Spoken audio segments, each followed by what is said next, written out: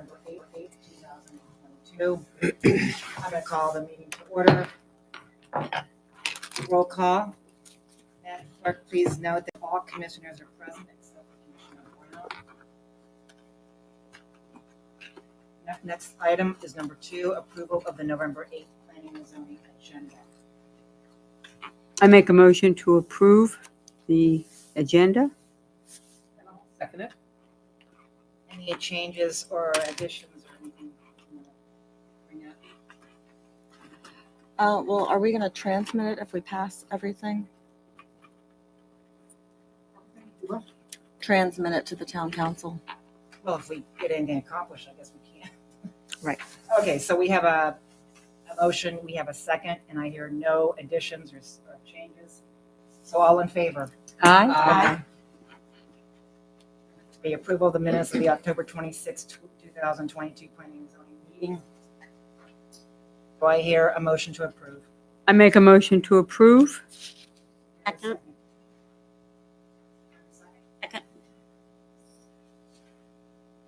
Any changes? Any additions? All in favor of approval? Aye.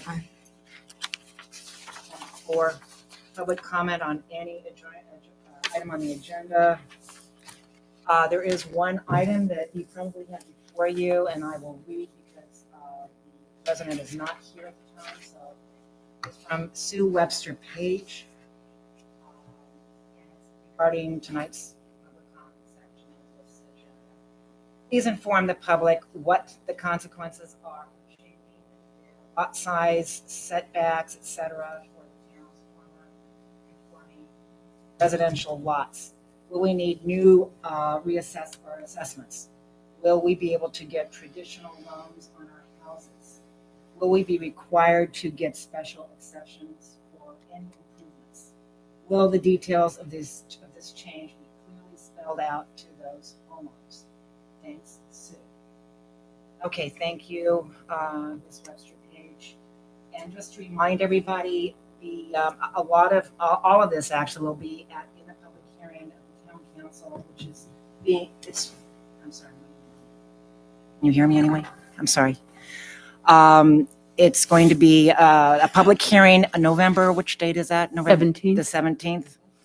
So if you'd like to go to the public hearing for the town council, you can address a lot of these items and maybe get some answers to your questions. But thank you very much for providing your questions and your comments. Okay. I see no other comments or people out in the audience wanting to talk. So let's go to 5, unfinished business. All right, the first item is consideration of text amendment to the zoning ordinance previously published with the agenda for the 9/6/2022 Planning Commission work session as planner recommendation E. Amendment to Article 5, Section 290-19M, as in Mary, design standards for townhouses to incorporate new standards and revise certain existing standards for proposed townhouse and multifamily developments. Okay, what I'd like to try and do in order to get through 3 different items tonight, I want to try and break it up so that if we, for some reason, can't get through the entire item, we try and move on at about 8 o'clock or so, around there, so we can get on to the next item, which is also a critical item. And then, of course, we've got critical area at 8:30. So I'd like to try and see how much we can get done, but if we can't, we move on and come back next month and try and finish it up. Okay. So let's start with, is there more of a staff report that you'd like to make, Mr. Jakubiak, on this one? I know you've already talked about it last month, but what more would you actually have new items that you need to probably go over?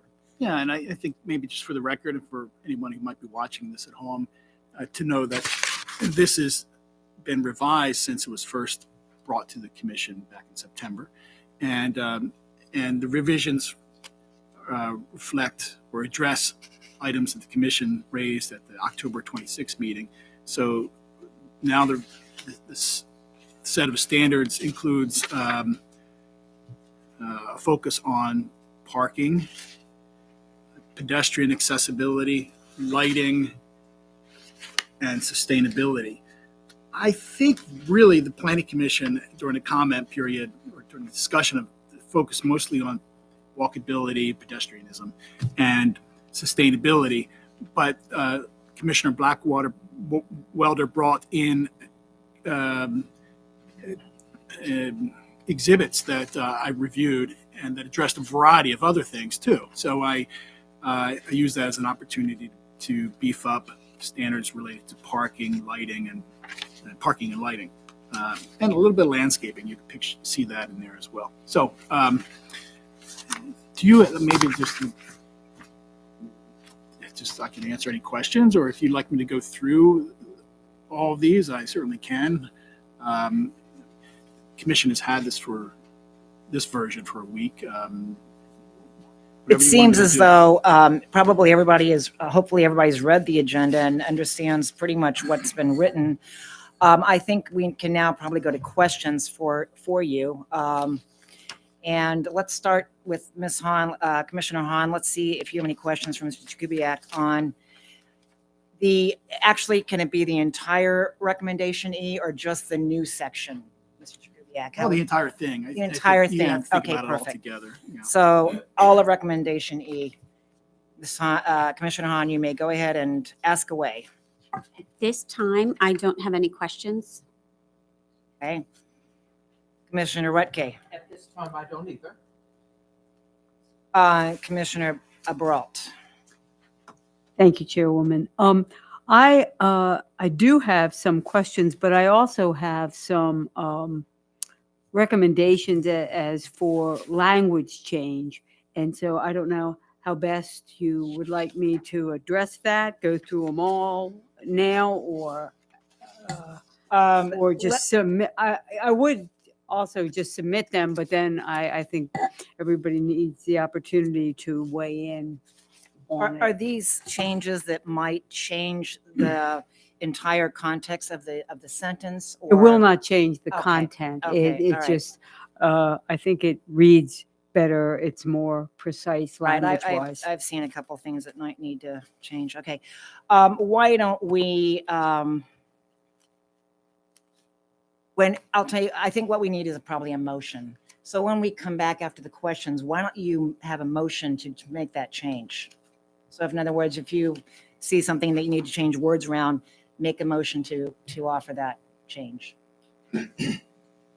Okay, I have, most of the changes are, Are they editing issues? I think, as I said, their content, they do not change the content. I think I just use different language to, I think, more, I believe, to more adequately get to the point of what we're trying to say. So, Well, why don't we come back and when Okay. we come to the discussion part, you can make a motion to make that change. And okay. sometimes those words can really make a difference in how things are interpreted. So I think that's important. Commissioner Blackwelder, questions for Mr. Jakubiec, please. I do have two questions. My first question is, since we have reinstated number 3 on page 3, Right.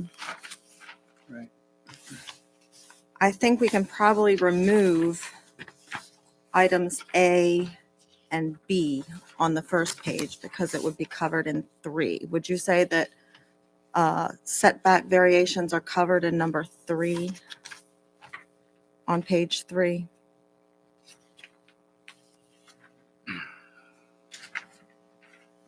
Okay, so just so I'm going to give a little background, to bring everybody up to speed. The page 3 of 10, section 3 exceptions.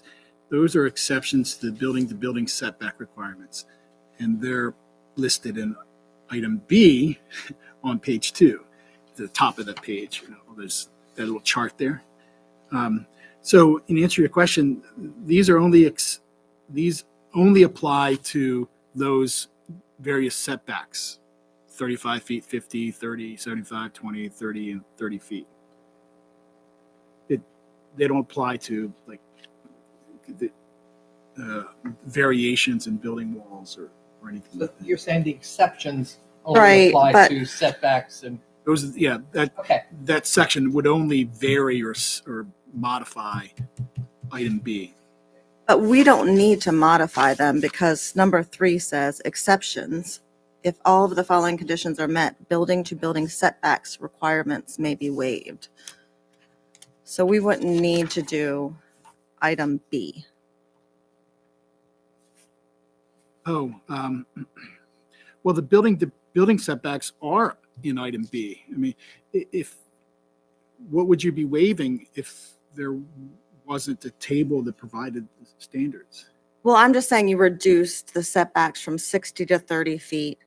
And then for a side building to side building, and you reduced the building setbacks from a front building to a side building from 50 to 20 feet with no, with no criteria. But in item 3, you can waive those, but you do have criteria. So I would prefer to have those criteria be met if we're going to be waiving setbacks. And I would say, don't do item B. Like, we would still leave item B in, but you wouldn't make the changes. then. Correct. Okay, that's, I now understand. So yeah, where it says side building to side building, the current standard and current law is 60 feet. I suggested 30 feet, and with that, so let's leave it at that. And then the front building to side building was 50. I suggested 20. You're right. I had previously struck this section on exceptions. I think that's a fine change. And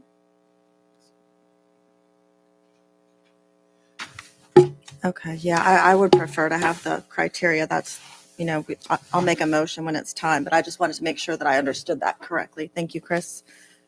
And my next, before we leave that, ahead. there is an asterisk there at the bottom of the table. yes, Notes, and that, of course, that existed previously, and I modified it to make it less generous, I guess. mhm, It currently says a break between clusters of. Right between blocks. Yeah, but current says a break between clusters of, I guess, it actually says 5 or fewer units may be reduced to a minimum of, it said 5 feet. And I said, that's a little too close. I agree would with draw you. a line at 15. So are you okay with keeping that? absolutely. Okay. So the asterisk, everybody, would stay, if you're in agreement with me, the asterisk would stay there. It just would be, the asterisk would modify the 60 feet rather than the 30 feet. Okay. All right, I got it. I'm with you now. Thank you. So my second question is just, it's about the town council's height definition. I just want to make sure that we are reviewing this section in light of their height definition. Because I was a little bit confused when I read it.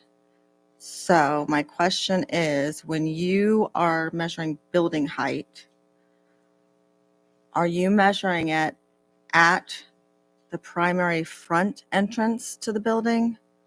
Or are you measuring it at grade level? What does this definition say?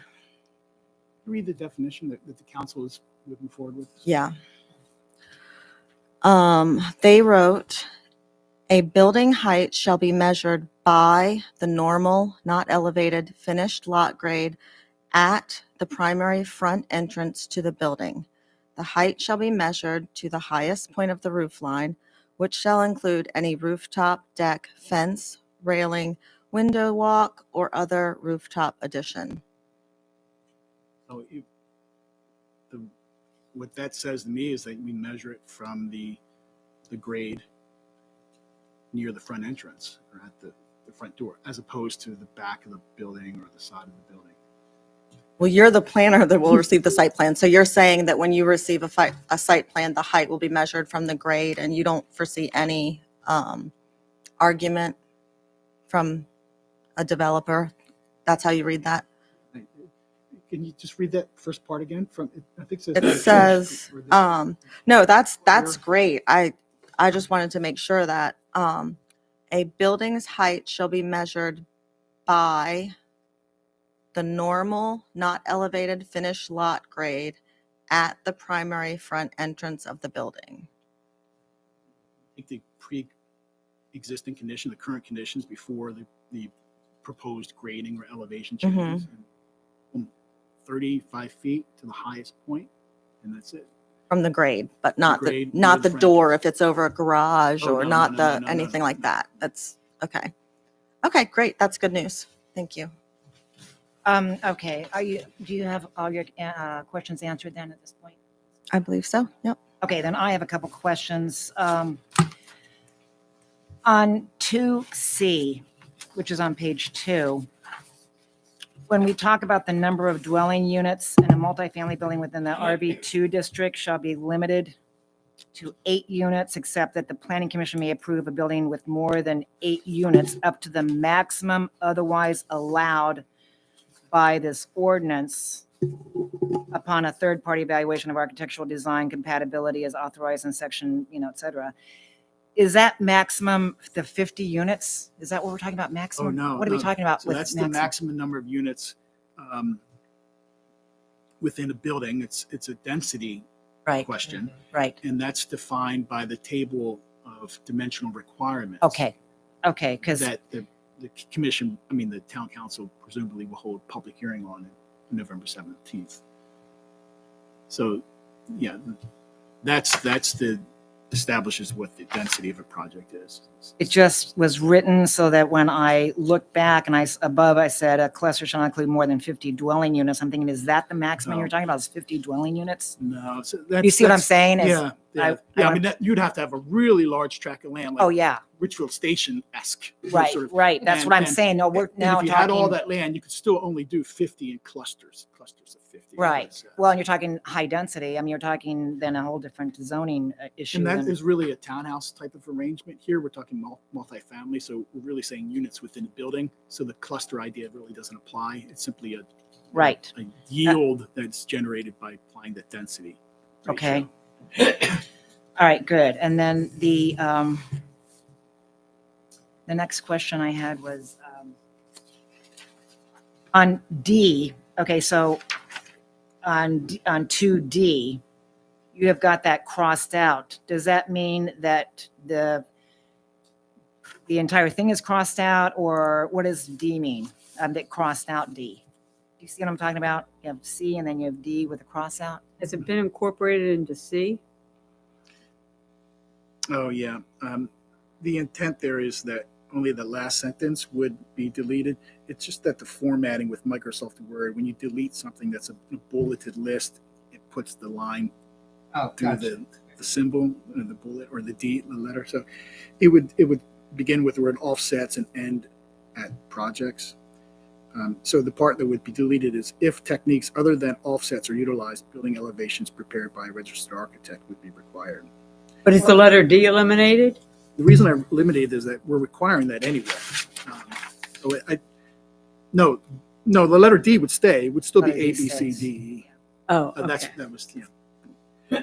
So, okay, so the sentence that was crossed out, that was deleted, is confusing to me in a way that it says only if techniques other than the offsets are utilized, et cetera, a registered architect will be required. Well, isn't a registered architect on board anyway? We're going to use a registered architect on these site plans anyway, right? And no building gets submitted Without, without a registered architect or engineer. Right. If it's a building, it requires a stamp of registered. I guess I just architect. understand that deleted, the registered architect will be required. It seems obvious that you would obviously have a registered architect. So that just kind of confused me. Does that mean that otherwise you wouldn't have an architect? Yeah, No, no, it no, does no. sound- What It it's saying kind is of- that the building elevations would be submitted by a registered architect. And we're requiring building elevations anyway for any, whether it's Right. offset or not. Of course. Oh, of Yeah. course. Or whether of it's course. alternative means or not. Right. Okay. All right. That was just a little confusing to me. Okay. So the next question is, go to parking on page 4. Down 6D as in dog, where on-street parking is readily available after accounting for existing use, or where such parking could be provided or enhanced through developer improvements to the public street, the Planning Commission may permit a commensurate reduction in on-site parking requirements that otherwise would have applied. Do you envision an area where using the street instead of on-site parking would be applicable? I mean, I'm trying to think of where we wouldn't do that in the RV2 area, would we? Or Possibly for some share of parking. Again, one reason why is you might remember some of those neighborhood streets are really wide, and way more so than required for the little pattern of development we have. So as a way of actually allowing more green space on the lot and reducing impervious surfaces, which is in all that area is in the critical area, that's our competing objective here, is to reduce impervious surface. We could allow for a share of the parking demand to be provided on street rather than on the lot itself. So it actually frees up, construction activity off. You have keeps less impervious. less impervious, right? property. But only if you find that it's available and makes sense and is otherwise generally compatible. There are, I think, situations within that subdivision or that area of town where it could be feasible. But it also might be feasible in a redevelopment scenario. Who knows what the future may hold, but a redevelopment of an existing kind of townhouse community may create an extension of a public street, and it's more than wide enough to accommodate on-street parking. do you envision the possibility, though, that a developer would perhaps overbuild in the thought that they could then use the street for parking and not have to be responsible for on-site parking? I guess that's another big question. It seems like we're giving somebody an out when we give them the street that then we have to maintain, we have to be control of and liable for, et cetera, and takes the builder off of the hook. So that's why I'm, I agree with the chairperson. I have a concern on this, especially with Richfield Station in the back where the condos and the townhouses are. There's just not sufficient parking back there to the point that they park on the curbs that people could not get through, that the town had to come in and paint the curbs red so that people could stop the stop sign and not get hit. I'm concerned that with this potential verbiage here, that with the future development, it will be the same situation. So I guess the question on that one was when Richfield, maybe you don't even know, when Richfield Station was designed, was it did they not plan for enough parking, or why do we have that problem now? So your first question is a little different than Kelly's question here. Okay. And then in response to why you have that issue, the Richfield Station as a whole was developed as a residential plan community. It didn't follow the specific standards in the code with respect to parking and density. It followed the standards that were generated and approved by the council and the planning commission when that development was approved.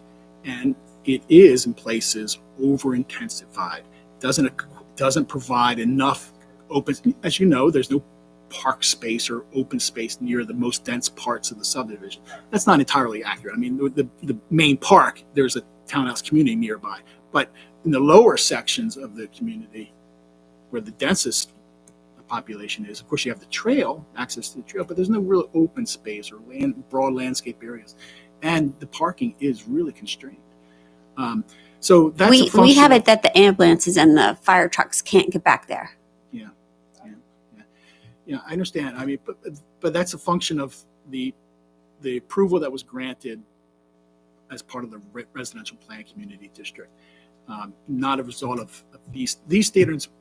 Hopefully, I don't think that they would create that type of situation, because and this gets back to Cindy's previous question. Remember when we went through the scenario of the townhouse development on Cox Road, and we say, okay, this is, you know, a 1 acre parcel generates a density of 8 units. And look at all the additional space. You have enough to provide your parking, plus you have all this other open space on the lot. So it's not as question that things are so constrained that they would can maximize the number of units. In other words, the density, our density standard is set so low. I don't mean that there's no value in that. It's set so low that there's room enough to provide ample parking on the lot. Okay. So if you met your parking on the street, the only thing would be left to do is create more open space, more green space, or presumably even more parking. But we'd want to sort of exchange one impervious surface area to the other, I think. I mean, that's what I would suggest if parking was an issue. But I guess what I'm saying is that we don't allow high density. So there's no real trade-off for a developer saying, if I could get some of my parking onto this street, I get another house or two. It's not so much the case because our density is set generally low within these areas. I don't know that Okay. our density is set generally low, Okay, though. Commissioner Blackwell, let me finish my thoughts here if you don't mind. Okay, so mean, is it? continuing on the parking then. I don't think in the code we have anything about guest parking required. So in other words, I think there is a certain amount of parking spaces per unit, but only for residents that live there, and nothing, I don't think there's anything that references guest parking, which I think is another problem we have in Richfield Station, that, you have a couple of friends over and they have to, walk a mile to get there. But I think when we come back to making motions, I may have to ask that we include something about that, unless when I looked in the code, I didn't see anything. Do you know of anything that suggests that we have guest parking added to this? Yeah, I don't think so. I don't usually have my zoning ordinance here, but I got right to work. Well, I've looked and have not seen, but, Doesn't let me verify it. and if there is guest parking, what is the ratio? How do you put that into a motion? Because I was trying to, okay, how many guest parking spots do you have per unit? I mean, or per a cluster or whatever we want to designate. Well, and the other issue becomes if you have children and then they hit 16 and you're in a townhouse, Well, you've now gone from 2 parking spaces and you need 3 or 4. Well, this is up for, this is when we're going to start debating how this goes here. So, and Just then, don't give 16-year-olds cars. yeah, you just don't keep a 16-year-old around. That's all. You just don't. Just let them Boarding drive. school. No, kidding. Keep them in the house. You know, I'll tell you that is a real life situation in town. But most HOAs, and I'm familiar with, I lived in one, and as I started out, very strict. You get 2 parking spaces, that's it. That's what you're assigned, and it's enforced. But where there's lax enforcement, you have violations like people parking on the curbs or parking in the open space or parking in secure places. It has to be strictly enforced. That's the nature of these things. It's complicated when the zoning standards though don't create the room for parking. When the things are like the RPC allowed such dense development, you kind of create a problem. Well, it's also an issue up in the campgrounds. I mean, I live on B Street, and we originally had two vehicles. Well, then both of my sons get a car, and now we have 4 vehicles, and so you have to juggle that because it wasn't really set up for 5 vehicles or 4 vehicles at that my residence. Right. So you have to. It's a nightmare. You got to be nice to your neighbors. What is our Remove. ratio?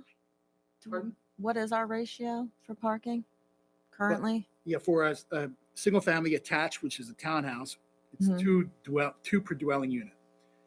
For multifamily, it's 1.5 per dwelling unit.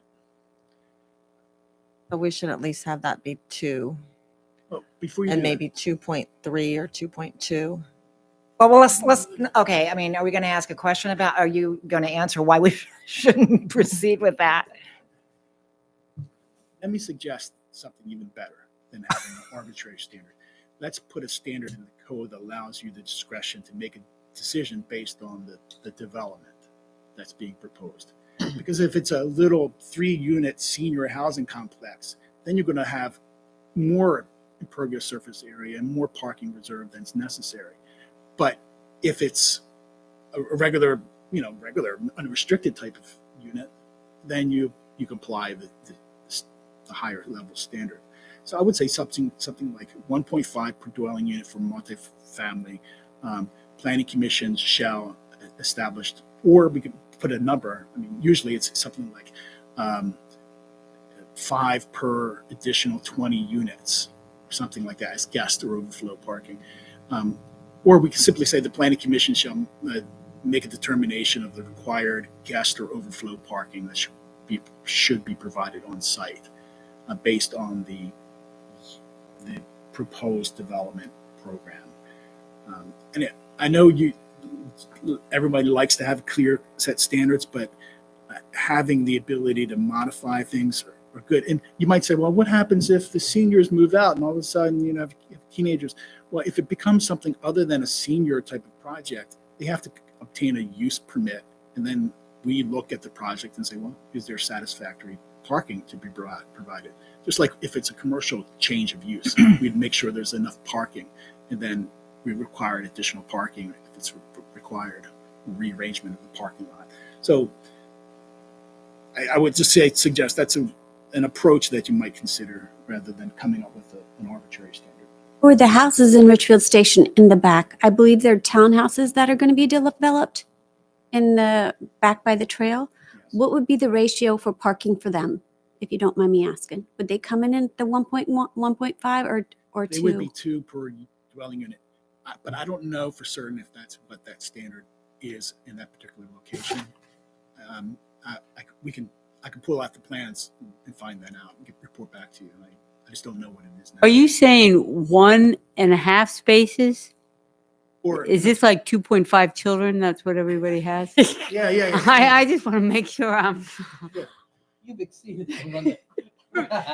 I mean, I can tell you, I don't know historically if you know, but it got very vicious in Richfield Station in certain areas because of the limited parking, and neighbors were fighting. Oh. And we spent double digits in the thousands restructuring to get parking in there because it was not developed correctly. And don't you agree that once a site plan comes in and they put that 1.5 in there, and then all of a sudden we have to change it, then all of a sudden you have to change the entire site plan, and then a commission tends to not be the ones to tell tell the developer, oh, you got to go all the way back and completely redesign it because we need to have. I mean, I think the problem is if we don't. Well, I shouldn't even bring it up right now because it's not the time to do it, but I'm just concerned that your idea of maybe allowing flexibility may not work as well as we'd like to. I mean, in a perfect world, I guess it would, but it seems though, I mean, does it really work in reality to just give options to people to just say, okay, whatever amount of parking you think a particular. No, they have a set standard. You got to do at least the standard, and then the planning commission has the ability, the authority to increase it if there's something about the project that generates a need, or if there's something unique to the situation that causes a need for it. But if you look at the other townhouse development projects, or even multifamily projects in the neighborhood, do we hear the same stories? I mean, there's the townhouse project right up here, right behind Town Hall, and there's multiple ones here in the RV district now. There's more than adequate parking. We've never, that's legends I'm very familiar with that issue there, but I've not heard it elsewhere. We hear more issues of parking in the campground subdivision, and just because it's so, the grades are weird and they intersect, than we hear in any of the other townhouse developments. Do we hear it in any of the waterside development projects? I don't know, And but they're all built to the standard. That's what I'm saying. Well, What if we made the standard 2.2 or 2.3? well, let's just finish And our we questions first before we get to that. added. You can okay. make a motion, actually. Let's have you make a motion to that. We'll talk about that. um, Any other question? I think I might have had one more question before we finish up with questions. Okay. And we might have further questions. I don't know. As you're looking through this, you might actually come back and, I do um, have a question about parking when you're finished. okay, let me just I do remember. have a couple points too. I wanted to, when there's room for me to talk again, I want to, In line. before you move to approve this, I want to say a few things about some of the. Okay. I think that might have covered what was my most important. So, when we do a landscape design, again, in the code, it doesn't really specify certain height of trees. You know, where I have come from in other planning areas, they are very specific. They have to have certain height of trees against the building to soften that big block wall look. They have to, and we don't have any of that assurance that a developer is going to put that in. They may put these low shrubs in, and all of a sudden you see this huge wall, and there's nothing to really soften it. So when you have a landscape design, you're kind of giving them a carte blanche to do as little as they can to get away with passing it. And it's like with that church, Bayside. They never did put the trees up that I asked to have against the wall to try and mitigate the look of that extra building they put in the back. They never did put that shrubbery in. But I really think that in order to have nice designs in this community, you need to have landscaping to take away some of the harshness of these new products they're using. We're And painting. I'm sorry. We're painting. Well, yeah. So going back to the landscape design, is there a way that we could add specifics like tree sizes and tree types? And I know you've got in here that they need to be native, which I appreciate. And probably should have, I hate to say it, drought tolerant too, but that's, I'm from a Southwest area. So I'm thinking that way. But do we need to be more specific, I guess, on that item? Let's go through each of the places where it mentions the trees. So there is one on page 7 of 10 at the very end. Yep. Is there- Section F. I thought there was other. Well, you have it references. with the parking. You have Yeah, on let's find that. page 4 Page on 4. number 6C. On page 3, Oh, I'm sorry, is there page 3 too? on page 3, you talk about the developer shall submit a landscape design. Oh, yeah, there's, Yeah, okay, that's- yeah, that was thinking. there you go.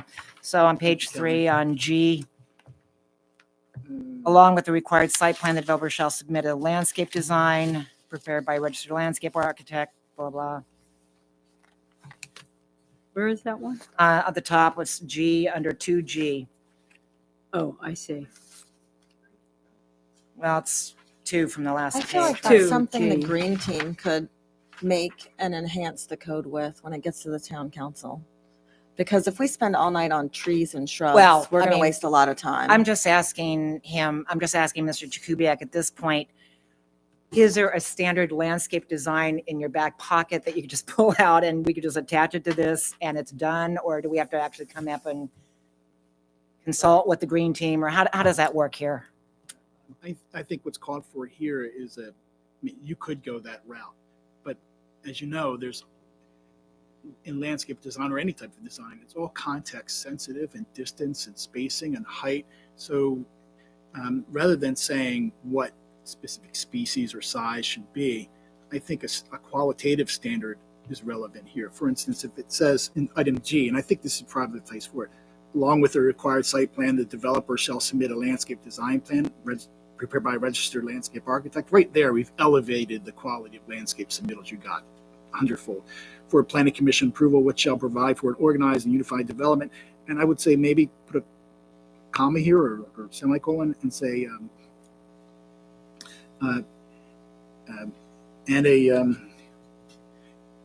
and renderings of the proposed trees at mature heights set in the context of the building plan or something like that. So that what you get is you see the side of the building and you'll see the tree that's being planted, and it's the red oak at mature size, so it's 35 foot tall, and it's 30-foot space. So you have a sense of what it's going to look like, and I think that is even better than saying specific species. But then you have the authority to say, well, according to our compatibility standards, those trees shouldn't be column-oriented trees. That has no context within. This is not the Mediterranean. What our context is red maples and evergreen trees, hollies, Nellie Stevens hollies. I mean, that's what is sort of the aesthetic here. Use that, and And you're perfectly within your jurisdiction there when you're applying the code like that in a very thoughtful way to make those types of judgments. So Cindy, that's how I would address it. And I think it's a very important thing to address. And I think it's an improvement to this, but increase the quality of the submittals and you'll get better options. It's a better approach than increasing the specificity of the standards, because then you've got thoughtless contractors installing landscape material without any context. And they're saying, hey, I did what your code said, and now you're telling me I'm in violation. Then we're stuck with the maintenance issues because the trees are overhanging the public right of way. So enough said for me. Thank you. I think that probably does help that a lot. Okay, the other question I have, when we're talking about fencing,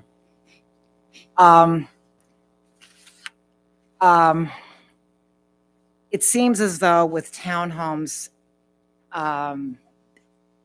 right now we don't require them to put side fencing in, do we? We don't. And why is that we don't?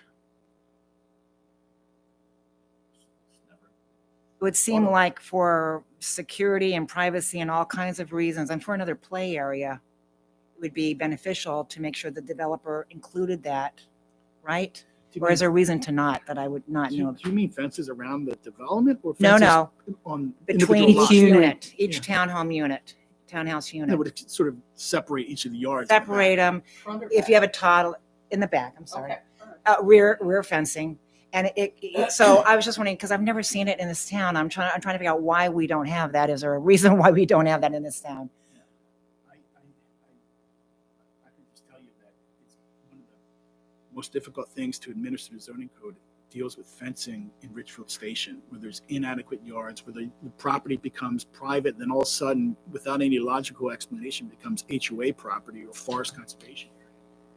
People put up big fences, tall privacy fences that block the access to the first responders getting to the rear of lots, and it's a disaster. And that's why I suggested here that the standards say you have to show the fence detail and the deck and all that, and do it all at once, so that Okay. the community is left with a coherent design. You don't have all Right. these mixed match issues and then these access issues. We can figure out, the fire marshal can review the project from the beginning and say, okay, that's safe. We don't have any access issues we have to worry about. Or you're far enough away from the forest conservation. So we could add that, because it would be something that would be done in conjunction with the perimeter fencing.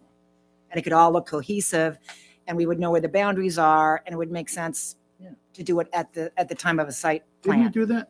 I would do it under 2H, where we have the, I would make it 2H is what I would probably make another condition or another, because we're talking about, I think that's where the perimeter fencing, yeah.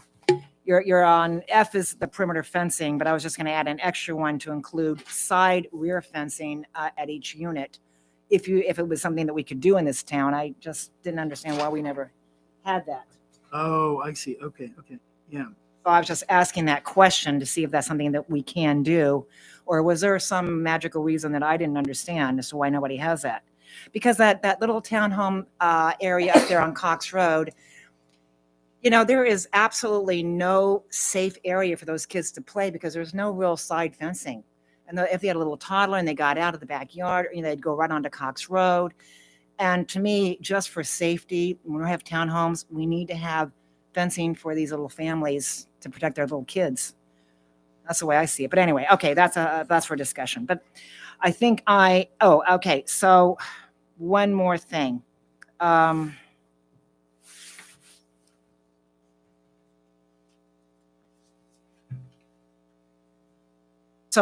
Okay, I don't think I had my question answered about 2C. When you asked about the maximum amount of townhomes allowed, there's no, we would have to go back to the density limit, I guess, and figure out what that maximum would be, whether, it could be, 20? I mean, I'm just wondering what the maximum could be in the RV 2 area. Do you know offhand? Yeah, it's in the zoning ordinance, and it's one unit per 5,000 square feet of lot area. I actually think that is the standard that's currently going with the planning, the town council's That's what's in their ordinance. ordinance. Okay. So, But the maximum, so if some developer came and just bought up an entire block, let's say, and raised all the cottages, you could put quite a few townhomes in a big block, couldn't you?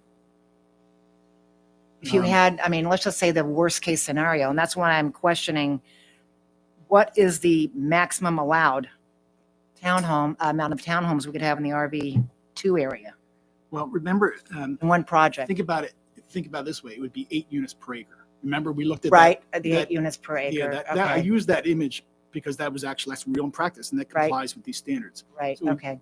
5,000 square feet, you'd have 1 unit per 5,000 square feet of lot area. And you'd have to, that's your cap. Well, unless you bought up more property, the more property you buy Well, up, if the you more have 2 townhomes you acres, could then you have. can have 16. I mean, I'm just saying, could the entire RV2 area be townhomes at the end of the day if somebody came and bought up the entire area? Is that possible? I guess it's theoretical. I mean, I'm just I mean, wondering because it doesn't Certainly have a theoretical, limit but on how many townhomes you can have in the RV2 area. That's why I'm questioning this. Do we need a limit? Or can we just assume that somebody's only going to buy 2 acres or 3 or however many acres they need for, a small amount of townhomes? Because remember, we're still trying to keep this small town, not huge complexes in the RV2, but just enough to provide more housing, but not so much that you overwhelm that community with intense infill. I'm just concerned that we could get more than we asked for if we don't watch out. Yeah, so I don't know how to answer that question except to say that the whole area is subdivided now into buildable lots. It would take quite an effort to buy up, I have seen it happen. In other areas, I have seen it happen. That's why I'm concerned about it with the right price. All right, so you don't think there's a need to make a drop dead no more than this amount of townhomes? So what you would say that within a certain geographic area, no more than a certain number of units could be townhouses, irrespective of what the zoning ordinance said? I mean, is that what you're suggesting? Well, I'm just suggesting that if, let's just say, we had a developer that come in and buy up enough property to put one huge dwelling of 50 units here, more townhomes here, we could have a lot of multifamily housing at the end of the day if we don't have some protection for the RV2 and capping how many multifamily units and dwellings we have. Right. Does that, I mean, But that should have been done with a density. So we did do that and we put it forward, but it was changed. it was changed and we're back to square one. But that still doesn't But, even I address, mean, like that's how you do it. existential issue you're raising. I mean, that is sort of addresses it on the margin, like change of density. But you're saying basically you're actually expressing a concern about the use generally and whether having townhouses being allowed within this zoning category is a threat to the public interest. I mean, you're basically Well, making a broader statement. We've never really addressed the types of uses in a certain location and how much of each kind you should have and maintain. And that's my concern here is that all of a sudden we could just see the RV2 decimated if somebody just came in and just said, oh, it's near the water. We want to just have, blah, blah. And there it goes. So I always look at worst case scenarios and I could see where that could happen when you're near water of any kind. Well, that's Eh. why you make them buy more though. But we did try that and we did put that forward and then it was changed. Well- So, Yeah.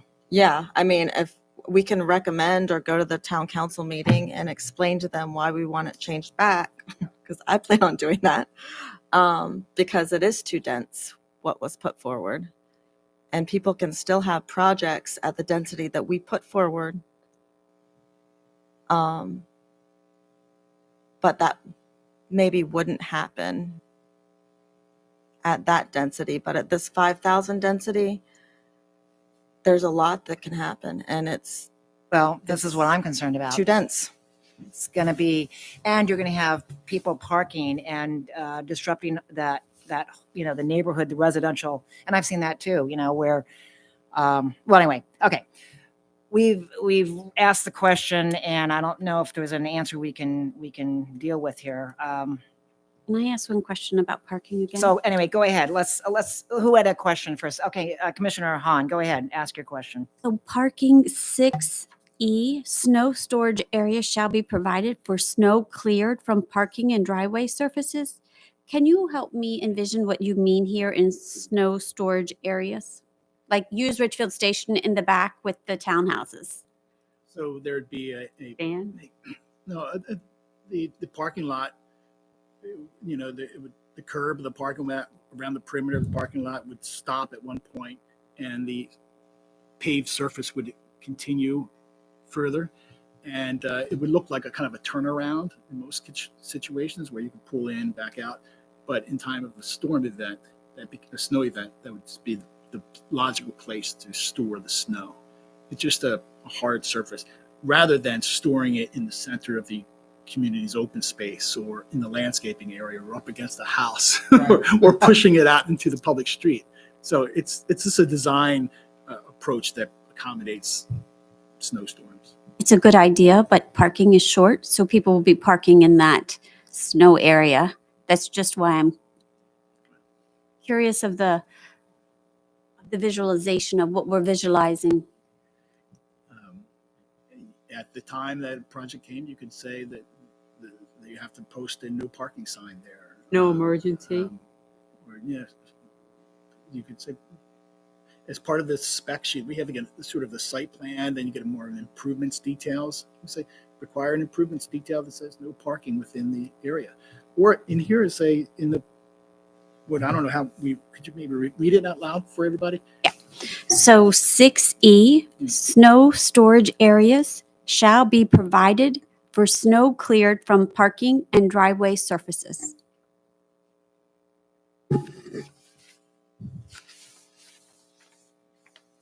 Say which shall not be available for parking. Never.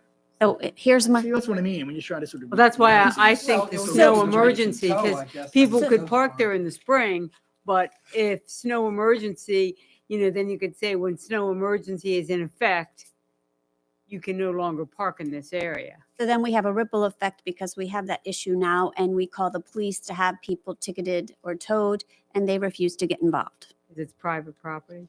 Not because it's private property, but the police have told us they won't ticket in residential areas.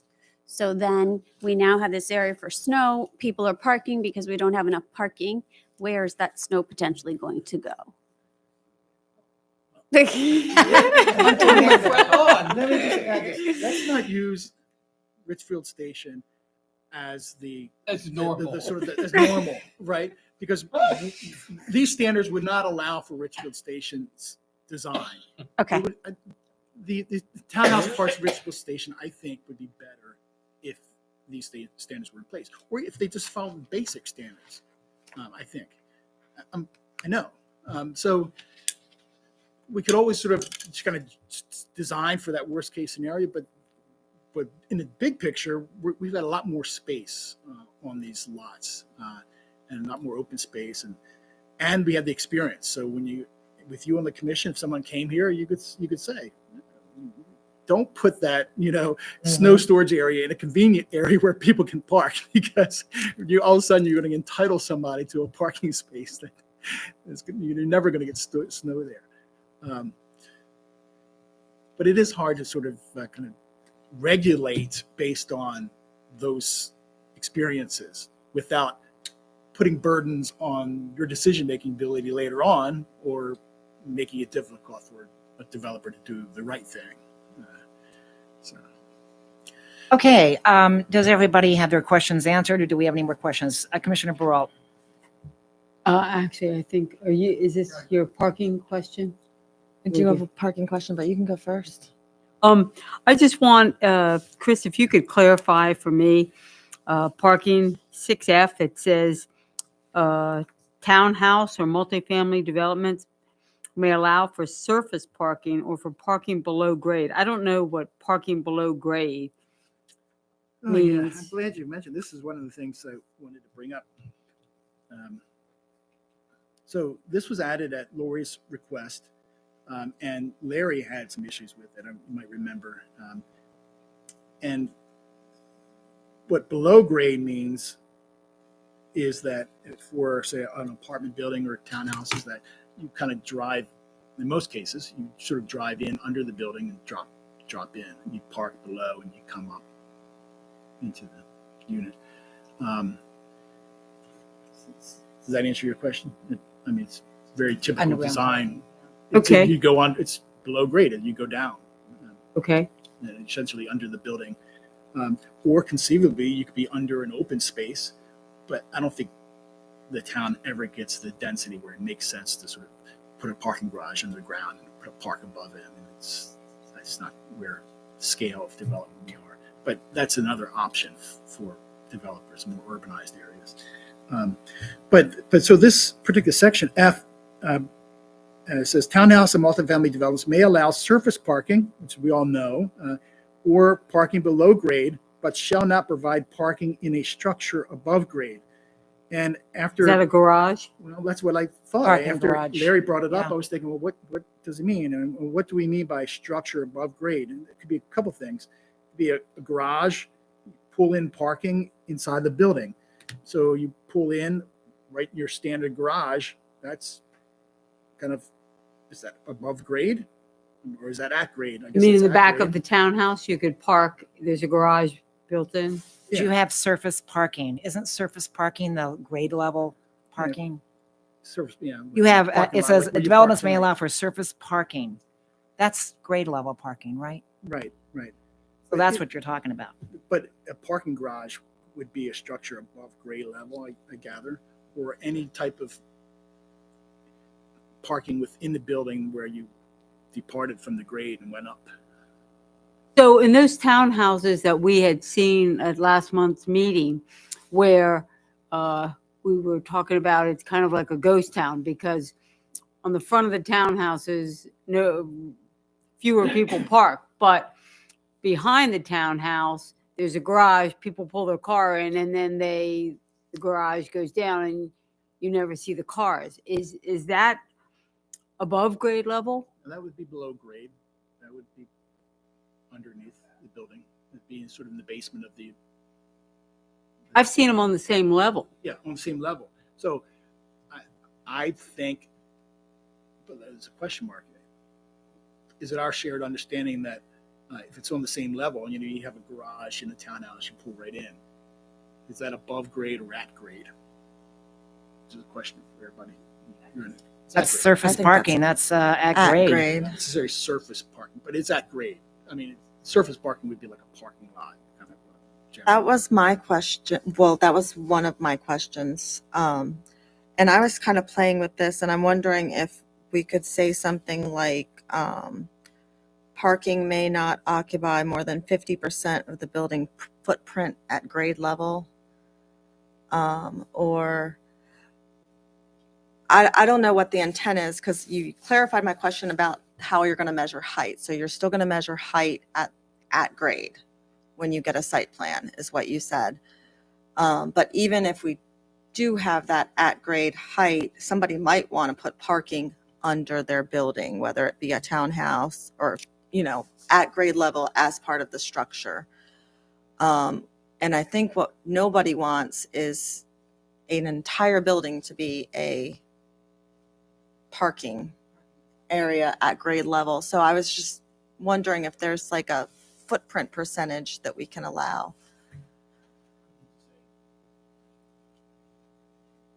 Like I'm You have happy to say parking that, structure, except for, or not with multifamily, because I know with townhouses, sometimes it's half. And then there's the door on the other half, and But I I see think that a it's lot. clearly written here, provide parking in a structure above grade level. Parking structure is a parking garage. And I think that was the intent when it was written. So I think it's written actually fairly clearly. I mean, after going through all the things that could mean, I ended up with parking garage. You know? Right. I mean, I'm What you're saying is, We can we're not interpret it gonna a allow 1,000 parking different ways, garages. but I think it still comes back to But parking there's- garage. And it seems like in a little town like this, parking garages next to multifamily housing doesn't seem like we should be doing that. But anyway, that's, okay. So any more questions? Do you have any more, Commissioner Blackwelder? Any more questions? No, but I don't think we ask, I mean, is that something that can happen? You can talk about the footprint of how much a garage can take up of a building? Oh, how much of a garage within a townhouse building or within? Or within, so like, I don't even know if I'm correct. The building footprint is just the footprint of the building on the lot, correct? So if you only had half of that could be parking at grade level within a structure, the rest of that would need to be like living space. So, Why is that a relevant standard? What is the goal that you're? I guess I don't understand this standard, whether or not with this standard, can you or can you not have the entire grade level footprint of the building be parking? You can. I mean, in other words, I think with this standard, it's complicated with the height limitation it has, but I think you Right. could put parking on the grade level, at grade, surface book, under the building, and then have 1.5 stories above. So and that's what I'm concerned about. I would prefer that we didn't do that because to me, you're walking through a sea of parking garage. I just think that most people are going to be very surprised if we start building things in town that the entire grade level of those things is a parking garage. That's not what they're expecting from the rhetoric that's coming out of town council or from us. And when they see that, they're going to say, how did that happen? Any more And- questions, Commissioner Blackwelder? We'll come to the motions in a second. Any more questions? Any more questions? I think you had one, didn't you? I do. Commissioner Hahn? This is on lighting. Number C, parking areas and entry drive shall be illuminated to facilitate pedestrian movement, safety, and security. Can you help me understand what your interpretation is with this? The reason I ask, sorry, I'm going to use Richfield Station, but I'm going to give you an example. The reason I'm asking is because on the single family homes, we all have the light poles on our driveway, but there is not lighting for the people walking down the street unless the single family homes put their lights on. So that means a single family home is then paying the electric bill to light the sidewalks. So now you really don't have lights on the sidewalks. And some of the families complain because they walk down the street and there is no lighting. That being said, the lighting bill for Richfield Station is significant. And so I'm just curious, what is the interpretation of going forward? What does this mean? Is that sufficient that every home the developer builds has a light pole in it and that's supposed to light the sidewalk? Or should he be putting a pole in the neighborhood that we pay electric for as the HOA that lights the neighborhood? First, this set of standards only deals with townhouse and multifamily development, so it wouldn't deal with a single-family detached subdivision. Okay. Right. So, what in practice, if you were to see a site plan for a townhouse development or multifamily development, it would come in with a lighting plan, and you'll see lighting plan overlaid over the site plan. So you'll see where the driveways are, the parking areas, the sidewalks are up to the front door. And each light fixture will be shown on the plan, and its illumination will be shown in foot candles, so that we can see that the important things like the drop-off areas for people, or the parking areas, or the access way to the front doors are all well lit. So that's what this stands so addresses. Any street that is being built, if it's a kind of a street within this project, would have street lamps on the to illuminate the street, as well as the smaller spaces within the project. And if it's if it's a townhouse community, it may be managed by an HOA, so those costs could be assigned to the HOA, sure. But if it's a private development, like most multifamily developments, condos not so much, but are held by one entity, and as a rental income property, the bill would be paid by the owner of the property for electricity. Is there any thought to potentially making part of this solar energy so that the solar energy would help reduce the cost of the lights? Yeah, I think that's good. I put something here about being solar activated, so that they only come on when Right. the Yeah, that is in here. the actually. ambient light is lower. I didn't say necessarily that they ought to be solar, but I like that, and that is increasingly it's becoming an important part of the state's policy when it's dealing with local communities to encourage energy efficiency. What kind of lighting do you call that comes on when people come close? Motion? Motion detection? Motion censored. Is that what you're talking about, referring to? No, I was talking about. They have an actual standard here somewhere that references that.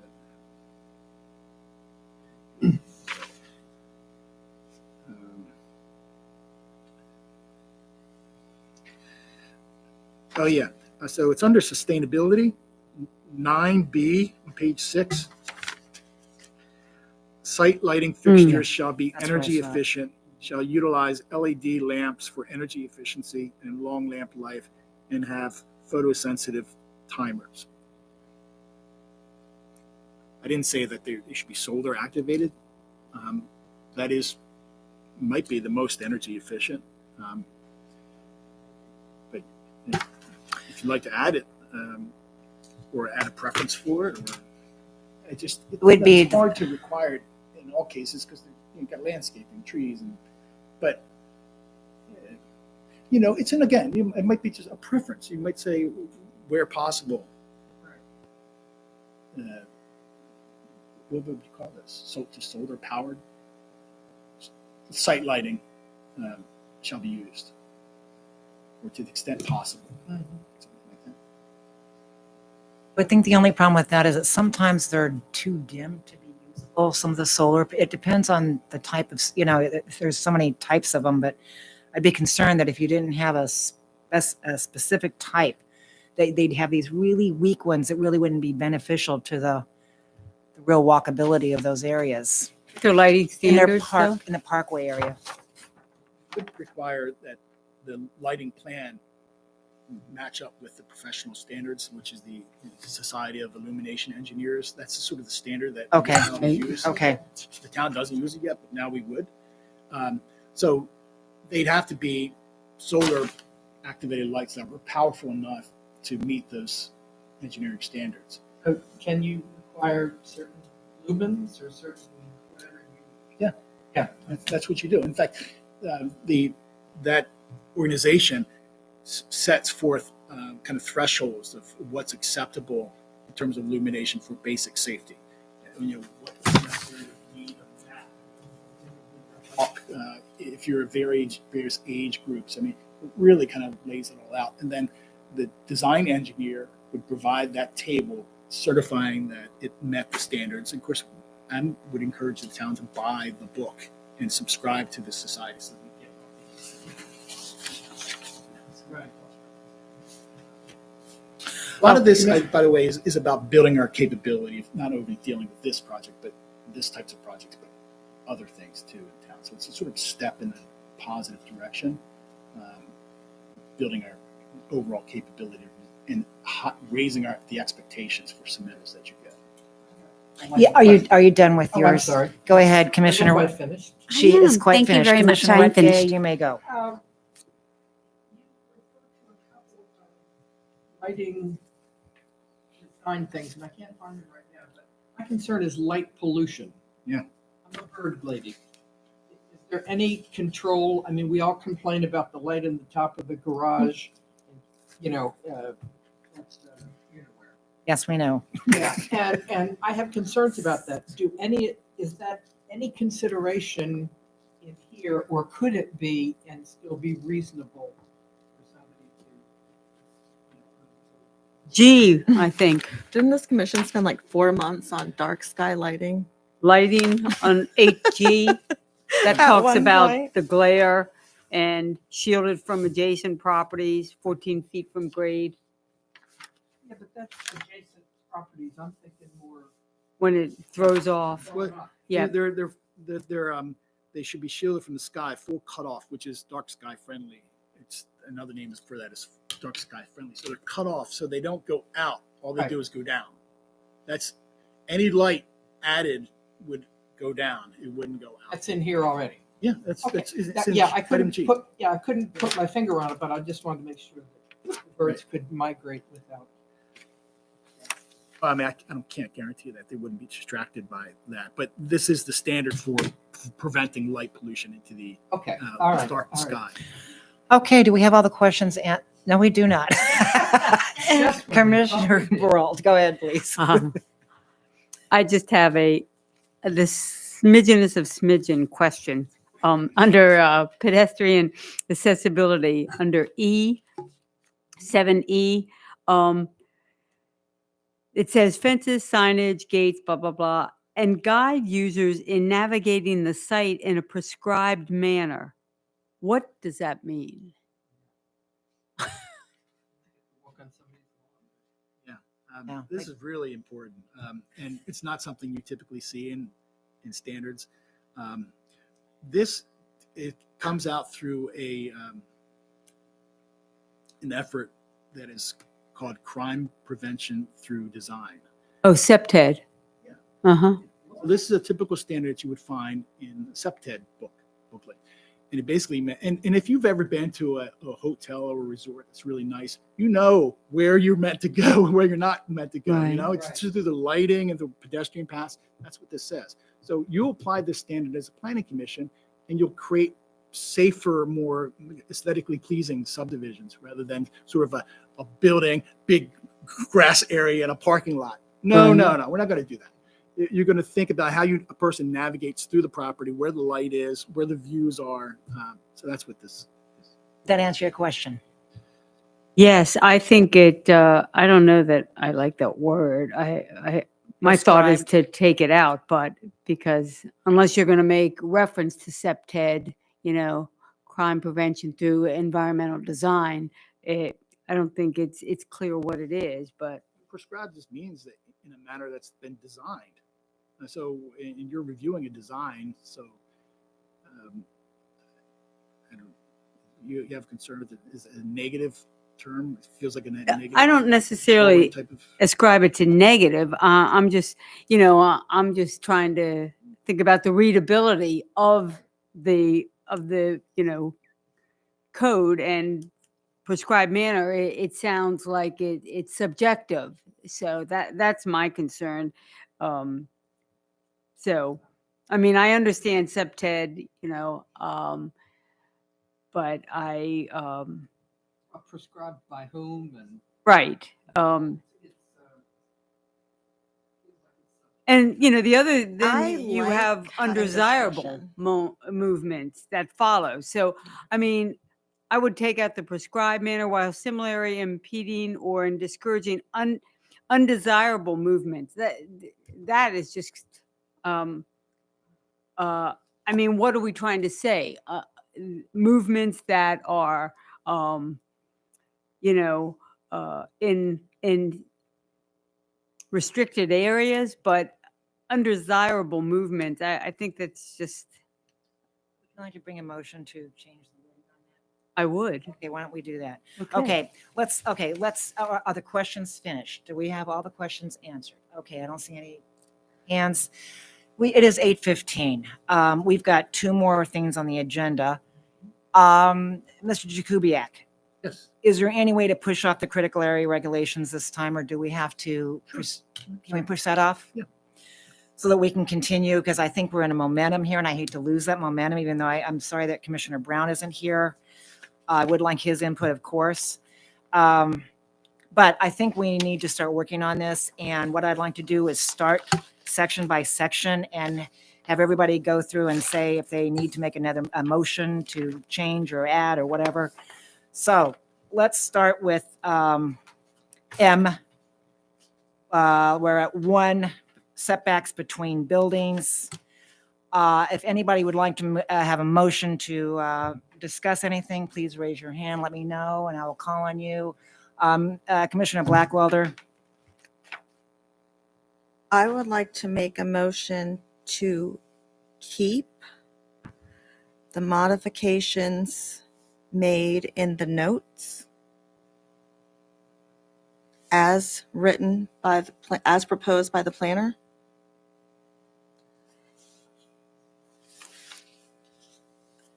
But to leave section A and section B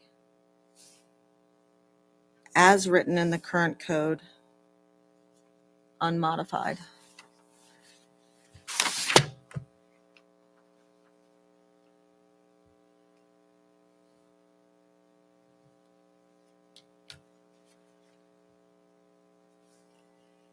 And the reasoning was, if you recall, at the oh, beginning well, of the hold on, meeting- before you do that, let's word that motion so that I can write it down a little bit more. I'm a little confused on part of it, so if you could say that again. So we're on 2, let's go where we are. We're on 1B, and we're at the bottom where it says notes, right? Okay, so go ahead. So you move to say that again?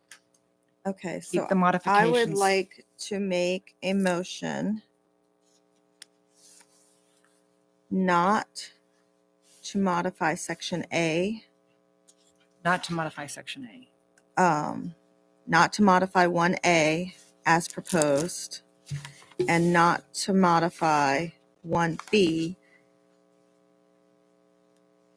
as proposed, except for that I would like to make an motion to approve the modification made in the note of section 1B by the town planner.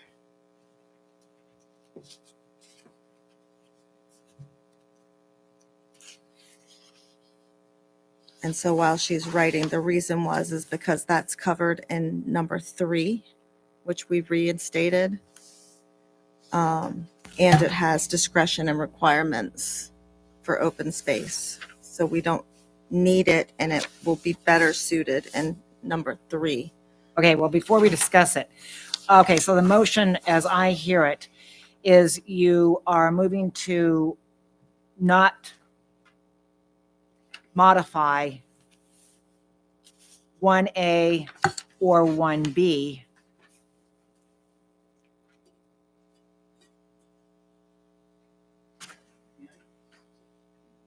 Say for everybody, because it looks, some folks are confused. 1A, remove the strikeout. So you want to remove the Strike. strikeouts. Chris. Okay, so Oh, okay. can you restate your motion, please, to state it that way so that we're less confused? Can you do that over again, Commissioner Blackwelder, please? Okay. I would like to make a motion to remove the strikeout in planner recommendation E, section M1, setbacks between buildings. This is, I just made it confusing for myself. I'm sorry. We keep crossing it out and changing everything. Okay. I'll try it again. to do this, Lori? In planner recommendation E, section M1A, I would like to make a motion to remove the strikeout. In planner recommendation, can I have a second? Okay. Okay, we have a second. And the motion is to remove the strikeout on recommendation E, M1A. Yes. But it's only to remove the strikeout, is that correct? Remove the Yes, I'm strikeout. going to have to move on to B and then the note. Okay, we have a second for that. Any questions on that motion? I Okay, just want point of clarification, because I have some language changes in the that strikeout? first sentence. No, I have none in the strikeout, so I just want to make sure that we're only voting to remove the strikeout. yes. Okay. Okay, all in favor? Aye. Aye. Any opposed? Okay, so we'll move that one. Okay. Okay. Number 2. And so I'll make a motion for planner recommendation E, section M1B, to remove the strikeout and modified building setback and for side building to side building so that it remains at 60 feet, and to remove the strikeout and modified front building to side building setback so that it remains at 50 feet.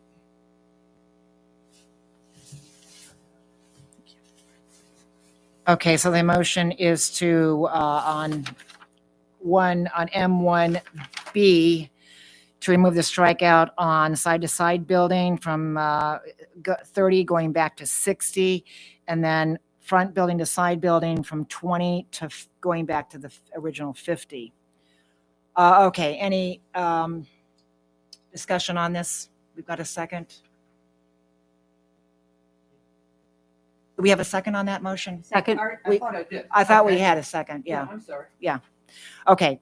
Any discussion on this item? Mr. Jakubiec, one more time, you changed it. Why did you change it? To make it half as much or even less? I thought they were a little excessive, and I was eliminating the exceptions that allow the planning commission to modify them or allow the developer to petition to modify them. So I kind of set them where I thought that was best, and then allow the modification to happen through the notes. But you might remember at the last meeting, the commission seemed to agree that the exceptions section, which is section 3, should remain. So if that remains, then it just logically suggests that we should modify the table to Right. to where it used to be. Where it used to be. Okay, any other issues about this one? Okay, so we have the motion, and we have the second. All in favor? Aye. Aye. Any opposed? Okay, hearing none, what's passed? Commissioner Blackwelder. And then I would like to make a motion for planner recommendation E, section M1B, to approve the modification suggested by the town planner in the notes.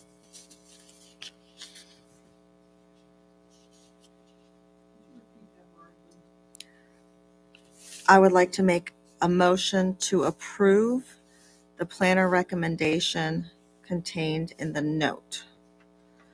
And that recommendation was to strike out, well, it was to modify the note to read, "A break between blocks of 5 or fewer units may be reduced to a minimum of 15 feet if the Planning Commission finds the reduction is necessary to achieve better overall design or an improved arrangement of open space." Everybody understand the motion? Any questions or a discussion on this? No. Do we have a second on the motion? Do we get a second on the motion? We always have a second over here. Okay, any? Rather than the first. But put it just for the Yes, record, sir. the asterisk is only meant to apply to the side building to side building, or do you mean that should apply anywhere? Right now, it only applies to that one type of setback, side building to side building. And corner to corner. Oh, I'm sorry, and corner to corner.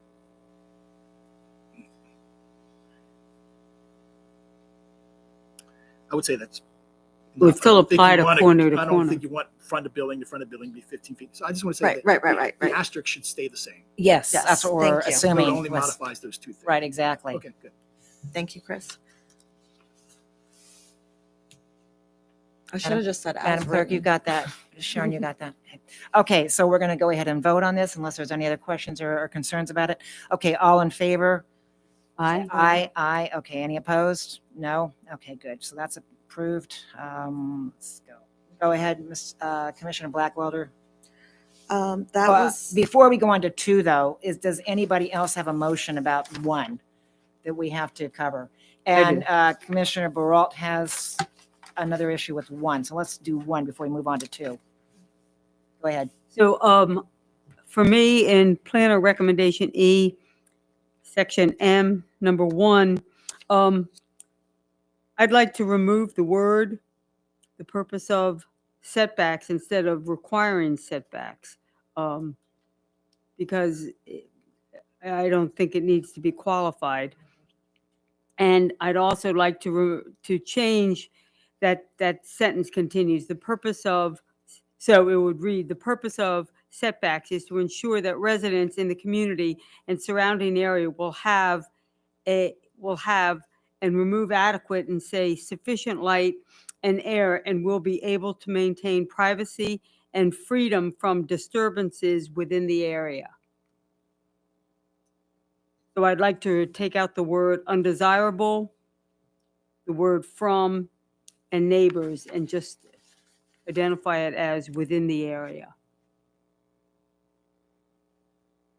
I think that's a good improvement. I do like it. Okay. So Want me to read it back? one more time so we Okay. have it on the record. All right, so planner recommendation E, section N, number 1, A, purpose. The purpose of setbacks is to ensure that residents in the community and surrounding area will receive sufficient light and air and will be able to maintain privacy and freedom from disturbances within the area.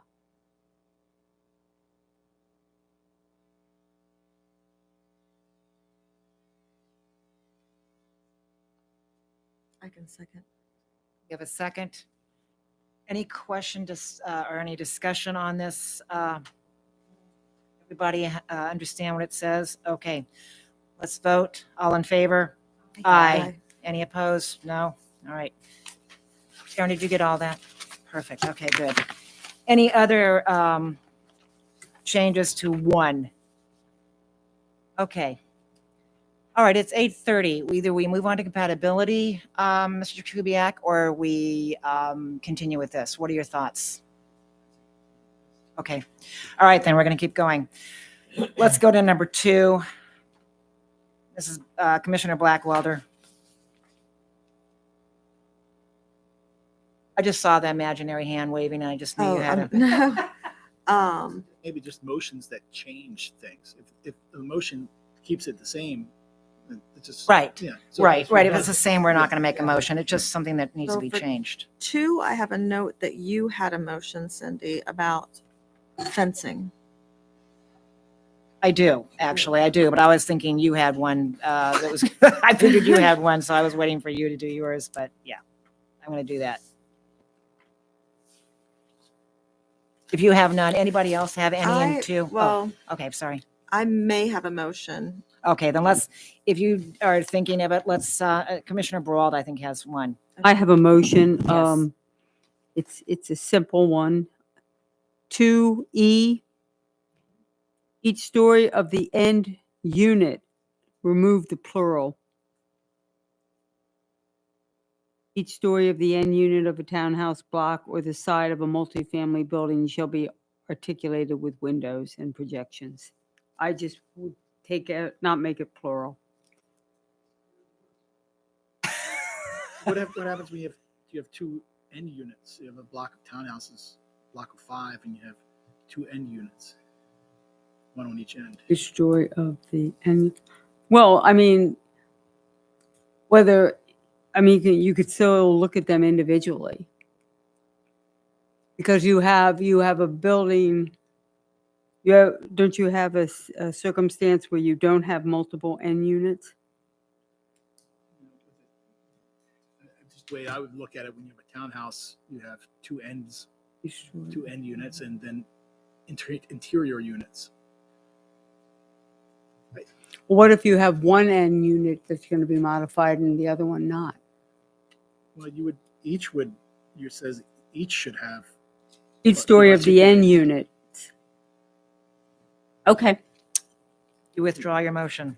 I withdraw it. Okay. Anybody else with a motion for number 2?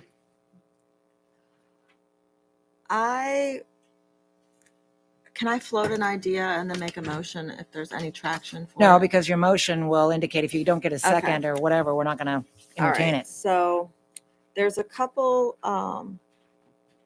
scale and massing standards that are in this handout that I gave you guys that I Yes. think Right. could improve design. So I circled them here. And so I would like to make a motion to include some of them. The first one would be use high-quality building materials to contribute to sustained quality and a sense of permanence. The second would be Did you say sense of permanence? a sense of permanence. The second would be provide variety in form, mass, shape, and material change to create variations in planes. Okay, which page are you on in this sheet? So it's this Sacramento sustainability. that I Right, is it on the handed out to first you. page? I'm on page 7-4-19, page 7. Lori, do you have any more copies? This that you gave us? No, it's the Oh, it's a Sacramento different one. It's the Sacramento. Design Standards. That she gave you last meeting. Right. Yes. I don't know that I have another one, Kelly. You want this? No, that's okay. Might be in- We're going to make sure what we re-say the motion so that you can hear it for sure. I'm trying to see which one of these it was. Ian, do you have this? Is it inside your I'm book? sure I do. Is it the sustainability? No, it's this No. one. So you two share that. Well, you do. Well, thank you, sir. I You don't get a appreciate copy. that. You need to speak harshly. Yes. I Stick don't- in your stuff. I like to share. Something. I'm sorry, I don't see it. I know it's here, but I didn't. Page 7, it's under the heading Architectural Elements, number 16. Architectural Oh, got it. variety. Thank you. Got it. I wanted to add A and B from there. Okay, so if you go to architectural elements, I guess it's the second page from the back, architectural elements, you can, it was A and B, did you say? Yes. So, And do you the- see that, Sharon? Do you see what we're talking about here, A and B? Okay.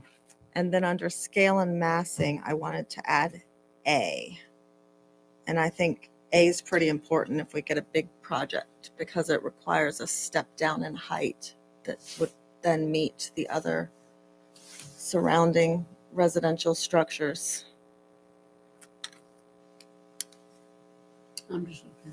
Oh, You're not happy. A. I'm not unhappy, but I would only say that you already have a cap at 35 feet, which is so So you're saying it would be onerous to a developer to try and change it? not onerous. The house next door could be 35 foot tall. I mean, so Right. if I the see buildings your could be point. 50 feet, then I would say yes, let's do that. Right. Well, if they were 35 feet, then it wouldn't be necessary, but, right, but I see what you're saying. Do you It's wanna not modify necessary that with a motion? 35 feet Do you want to height. modify that motion then? Yeah. So I can leave off, So let's modify the motion. Let's go ahead and say the motion again then, please. okay, so then I would just, my motion would be to include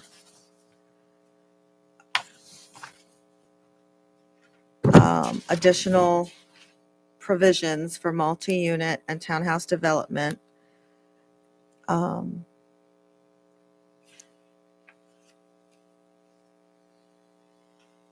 I don't know where I would put it. And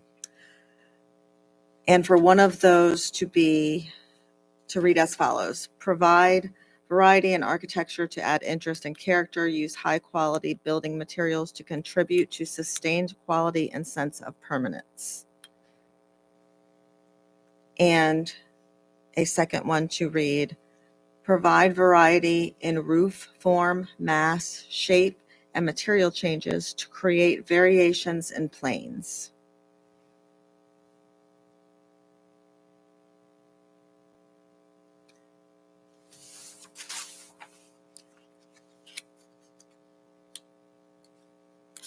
And those are the only two because I wasn't doing this step down.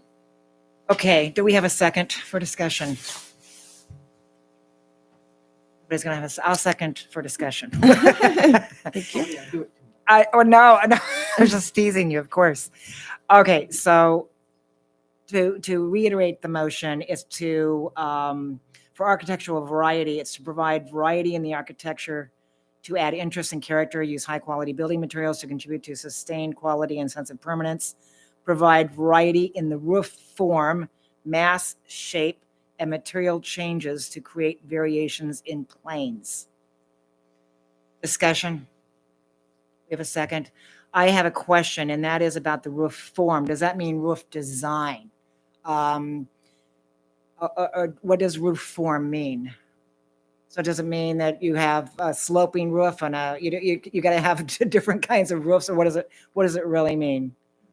So you can have a couple of gable roofs facing the street, whereas the main building roof is a large gable. You can have smaller Okay. gables. You Okay. could have a mansard type of roof around one side, but the end facing the single family houses might have more traditional gable.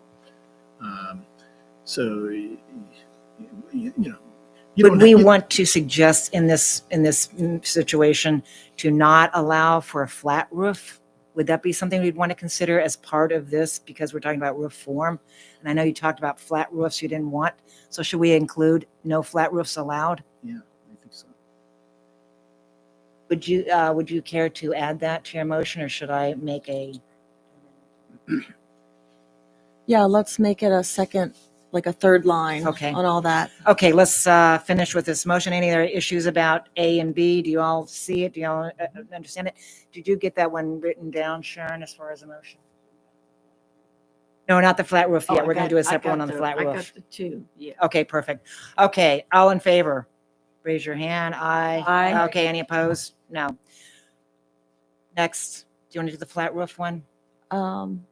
I can do it, or you can You do go it. ahead and do it. You're on a roll. Go. Okay. I would like to make a motion to include in the same section a statement that says flat roofs on multi-unit and townhouse structures are prohibited. Second. Second. So the motion is to eliminate flat roofs on all multifamily and townhome units. Any questions? I have one question though of Chris. You're going to question your own motion? Well, I just want to know if Wow, it's not even 10 o'clock Can you yet. believe it? Right. I'm going to argue with myself. Everybody question their own motion. Me, myself, It's okay. and It's I. all right. It's okay. It's all right. Chris, You, okay. Go ahead. I'm sorry. is there a slope that you could recommend that would be included with that motion? 15%. 15% is that number. You remember that from the current. Yeah, the current code current has definition. 15% in it. But Just make it 13.5. Or is 15 enough? I mean, I don't Oh, know. here we go. Well, okay, there's a couple things working here. First, there's a sort of this notion of compatibility. We have all these compatibility standards. So we're going to look at projects and we're going to say that roof, whether it's technically flat or not, is clearly not compatible with the traditional or any style. I don't think there's a house in town that has a flat roof. It's not the case in North Beach, but I don't think there's a house that doesn't mean that could happen. It could happen literally tomorrow. Of course. I mean, No, not you literally caused me to tomorrow. drive around Chesapeake Beach tomorrow. Thank So you. if we, I don't know if it helps putting a standard in it so much. But I was thinking, if we say flat roof, someone's going to say it's not flat. It's Right. sloped 4 degrees, Exactly, yeah. and There you go. then we're going to be in a pickle. So That's right. of course, we could hopefully we'll have adopted the compatibility standards too, and then we have compatibility standards too, and they're supposed to be working together. But maybe where it says provide variety in the roof form, you might say like provide variety in the roof form that that is compatible with the surrounding neighborhood and does not allow any flat roofs or something. Just Well, then put that standard into that thing because they're talking about roofs. So this sort of we're Well, talking I- about variety in forms. can, and is there shapes. such a I thing as think saying B a roof talks without about a more slope? than just roofs though, I think, right? Provide variety in the roof form, mass, shape, and material changes to create variations in planes. I think that's like the whole structure. Could you delineate how I it read it. that way to say a roof with no roof without slopes are allowed? Because then you take out whether they say, well, it's only 3% Okay. sloped. If you say a roof without slope, hence flat roof, how about that? Does that work? I can make, No. Okay, Commissioner make a new Blackwelder, motion. go ahead. You're still on your motion here, and we're still trying to All right. figure it out. We're I'm still trying to sorry. figure it Don't out. argue with yourself again. scratch my motion. I will. Okay, you're going to withdraw your motion And I'm going to on make the a new roof. motion. Okay, we're going to withdraw that motion on the flat roof. Okay. Go ahead. Roofs must. You move to, I would like to make a motion to include a statement that requires the following. Roofs should contain a slope. What's the Nope. word? not contain. Roofs. Must Mu- must have a certain degree of Okay. slope to it. And the question is, what degree of A slope? 15, okay, I got it. A 15% slope is required. A minimum for of 15, any- a minimum of 15%. A minimum 15% slope is required for any roof, and roofs of multifamily and townhome developments are also subject to compatibility standards contained in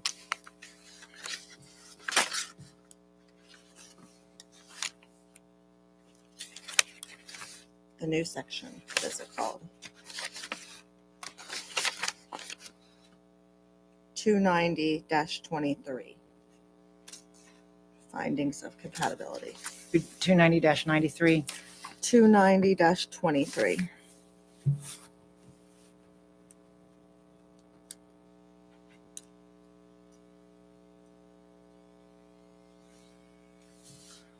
Okay. Let's try and, do we have a second for that motion? I'll second that motion since I'm not hearing from my friend here. Okay, Silence, let's go ahead and redefine that motion so it's a little more clear, I think. So you're moving to require a minimum of 15% slope for all multifamily and townhouse developments. And also the, I'm sorry, requires a minimum of 15%, all roofs Okay. All roofs on multifamily and townhouse developments must have a minimum of 15-degree slope. And also it is subject to compatibility standards in 290-23. Does that sound about right? That's definitely about right. Yep. I'm sure. Can we We can pretty wordsmith it. that to make it sound a little more? Yeah, can I just suggest? Yes. Roofs shall be sloped in a manner compatible with the neighborhood, but shall not be less than 15%. Okay. That's beautiful. Okay, say that one more. So roofs shall be sloped. Sloped in a manner compatible with the neighborhood, or with structures in the neighborhood, right? But shall not be less than 15%.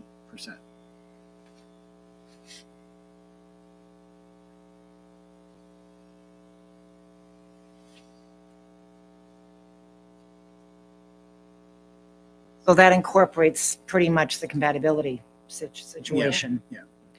So can you withdraw that other motion and then just say it this way? Can we just have that motion instead?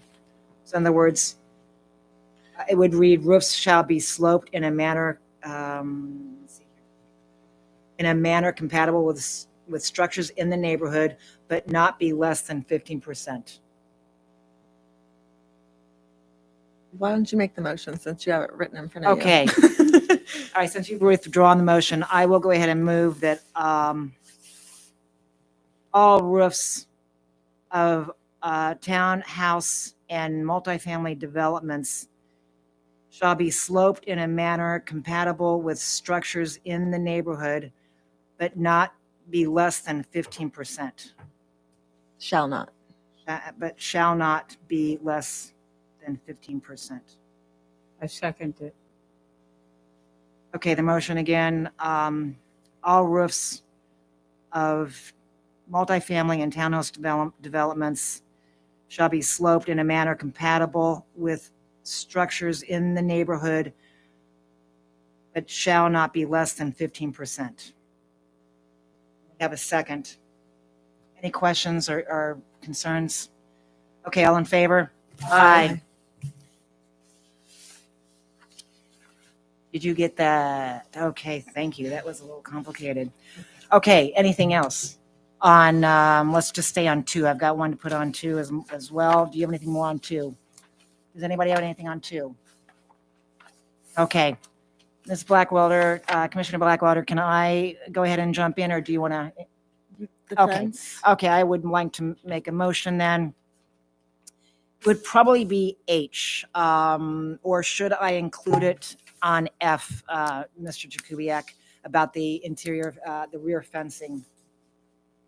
Let's see where Do the you want to wording keep ends up. that in, It may be best F? in F, or depends on how far reaching it becomes. It might require its own letter. I was going to basically just say to provide security, privacy, and safe play areas, each townhome unit each individual townhouse unit will include rear side fencing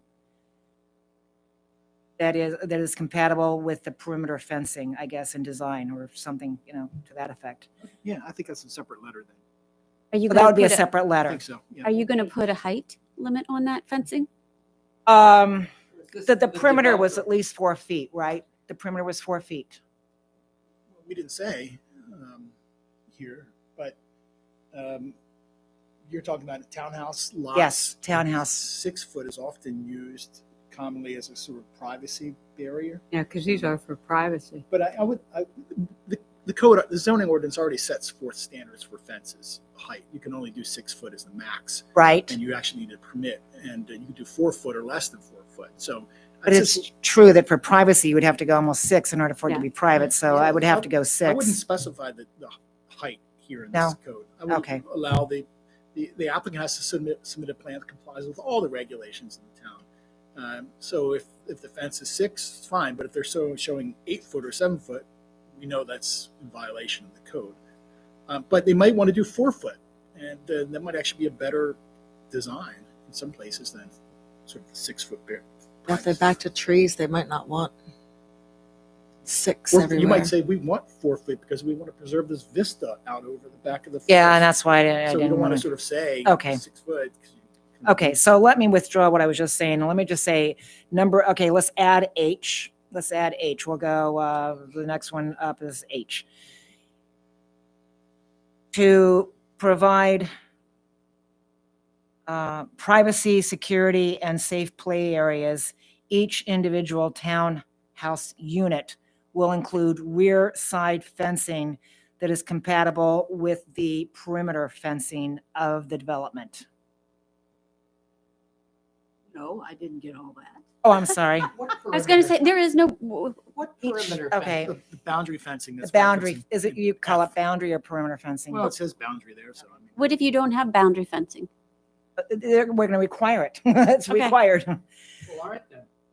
So, so to provide security, privacy, and safe play areas, each individual townhouse unit will include rear side fencing that is compatible with the boundary fencing of the development.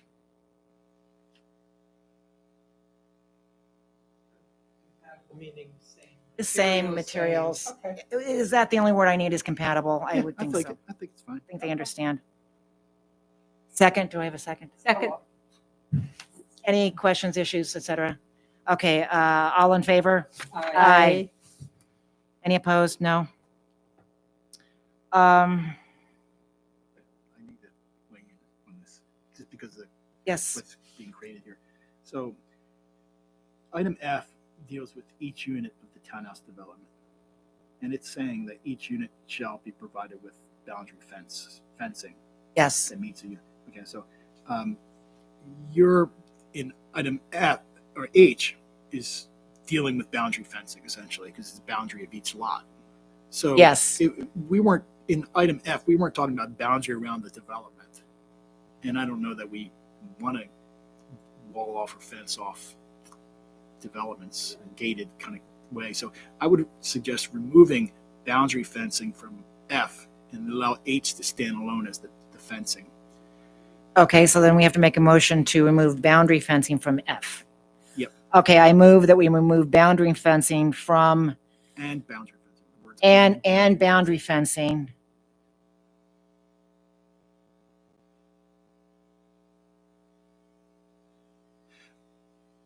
Oh. Wait a minute. No, we don't want to no, eliminate no, that. No. Let's We suggest can't this. change that, I'm sorry. Yeah, because it talks about The boundary fencing is the unified presentation around the development. You have to keep that. The side fencing just meets up to the boundary fencing.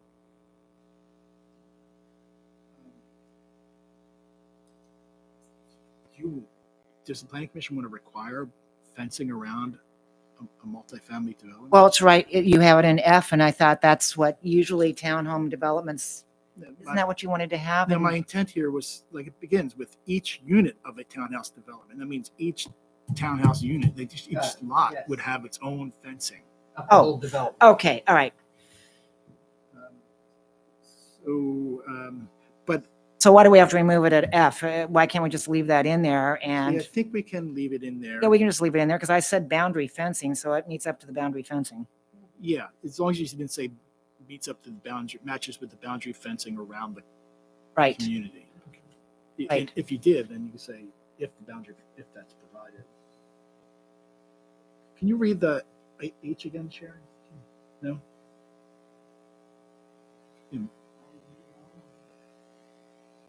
Okay, to provide security, privacy, and safe play areas, each individual townhouse unit will include rear side fencing that is compatible with the boundary fencing. With any boundary fencing. Didn't I just say that? With boundary. With, fencing. Oh, with, it suggests that somehow boundary fencing is required. Well, you wouldn't just have side fencing if you're not going to have a boundary fencing. I mean, I thought you would have boundary fencing. Well, I thought it was going to go around the complex, but now I'm hearing that it's just behind each unit. Yeah. Okay. Let me suggest this. Maybe in F above, we just remove the word boundary and just say fencing. So we're saying basically at the time of construction, all the fencing is done at one time, as well as any porch or decks.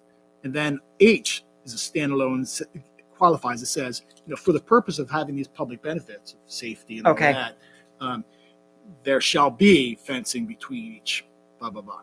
So Okay. F says you do it at the time of development, and H says why you're doing fencing and what the standard is. It's Okay. on the side and rear of each yard. Okay. Yeah, I think that gets it. Just Can I- side, I didn't think rear was She said rear. I was asking for, side rear fencing included. so that people I'm would sorry. actually have their I thought own you little, meant- I thought, so that a townhome can actually be a home that people can let their kids go out and play, they get barbecue and, privacy, blah, blah. So I meant for it to have fencing in the back and on the sides. Can I ask Yes. for clarification on F, please? Yes. At the time of the building construction, each unit of a townhouse development shall be provided with a front porch, comma, a rear deck or patio, comma. So is it supposed to be a choice of a front porch, a rear deck, or a patio? Or it's you get a front porch and in the back you get a rear deck or a patio? You have a front porch. Everyone will have a front porch. Everyone gets a front porch and then you get a choice of a rear deck or a patio. Can he, we have to Yeah. vote on my motion before we continue with that, because I'm going to lose it otherwise.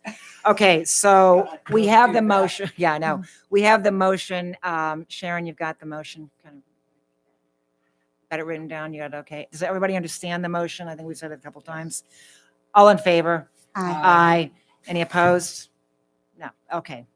Now can I just, while this is still fresh, I need Sure, to answer this please, question. go. And I would like to revise this whole section.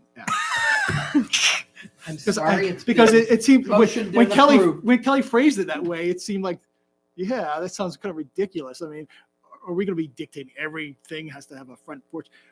Or so one to say where the following are to be provided, they shall be built at the time of construction, or where gotcha. a front porch, a rear deck, patio, or fencing is to be provided in a development project, they shall be provided at the time of construction. That's That's essentially what I'm said. getting at, because we don't want to say you have to have a front porch. I mean, maybe a step up is the preferred approach. In other words, do it all at once. That's the big issue here. My thing is the comma. The comma to me made a difference whether it Yeah. was a front porch, a rear deck, comma, or a patio versus the front porch, and then they had to choose on the back. Right. I just imagine you as a kind of a developer sitting in front of the planning commission. Are you telling me I got to do this and not that, or can I do both? It just kind of gets that's way too in the weeds for where this body typically would be. So, but the key is if you're going to do these accessory types of structures, Right. they ought to be done at first Right. in a unified way for the development. Do we need to, though, since you're removing the requirement, do we need to somehow require that they do it? No, because they literally may do a development that has no patios or no fences, and it's not done. And I think At the ice cream man? It's my phone. So I kind of like that we required some kind of livability I within want a that nutty buddy. when you had it in the first place. So I'm wondering if there's Right. a less didactic way that you could still require, some nice space for people. Oh, sure. So it would be something like each unit of a townhouse development shall contain accessory structures such as porches, patios, and rear decks, but they shall be provided at time of construction. I like that. Or otherwise, a note shall be placed on the plan restricting their use or something like that. Maybe that gets a little too. I know. I just don't want the Joe Blow to show up 10 years later Right, say, right, I right. want a fence and Right. it's And like, a no. porch. Yeah, and a different porch than this guy, and then Yeah, I like the phrasing that actually requires something for people. Okay, I have another issue, and that is with the landscape discussion that we had previously. I want to include it here under G, I think. It says, along with the required site plan, the developer shall submit a landscape design plan prepared by a registered landscape architect, et cetera. Did we want to modify that to say what you said previously, where it said provide a submission of renderings of proposed trees and shrubs at their mature height? Do you want to include that? Yeah. Should we make a motion to include that? Okay, I move that amend G, 2G, to include, or did we change it?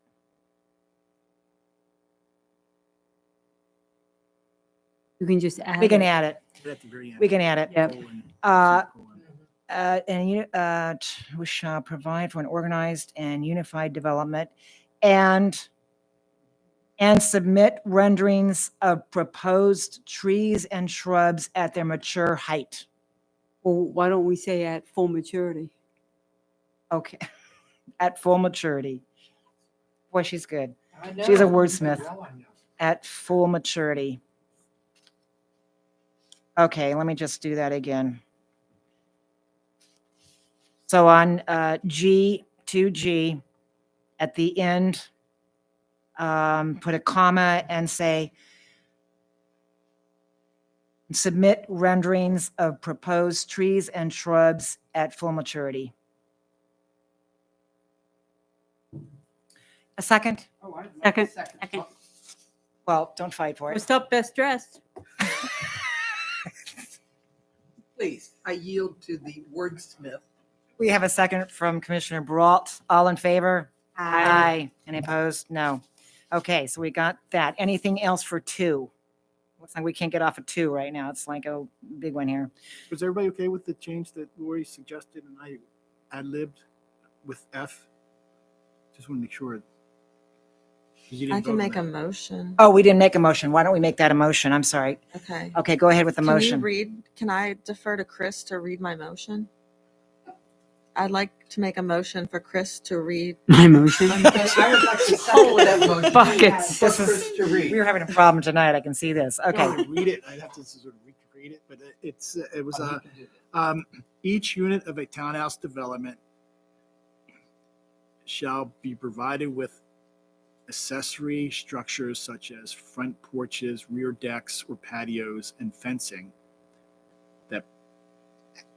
and shall be provided, actually, that provides a unified presentation for the overall development project and shall be provided at time of construction. Second.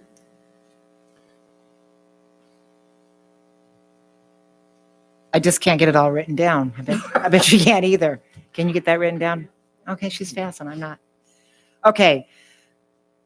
Let's try and say it again. So to amend F to read, each unit of a townhouse development shall provide accessories, Accessory structures such such as front porches, rear decks or patios, and fencing that provides a unified presentation for the overall development project at the time of building construction. At the time of initial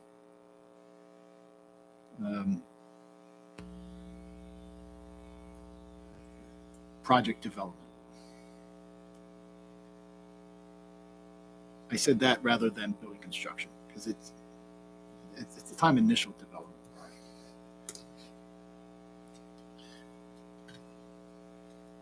He seconded. Can you reread that? Or do you have it available to reread? Each unit of a townhouse development should provide accessory structures.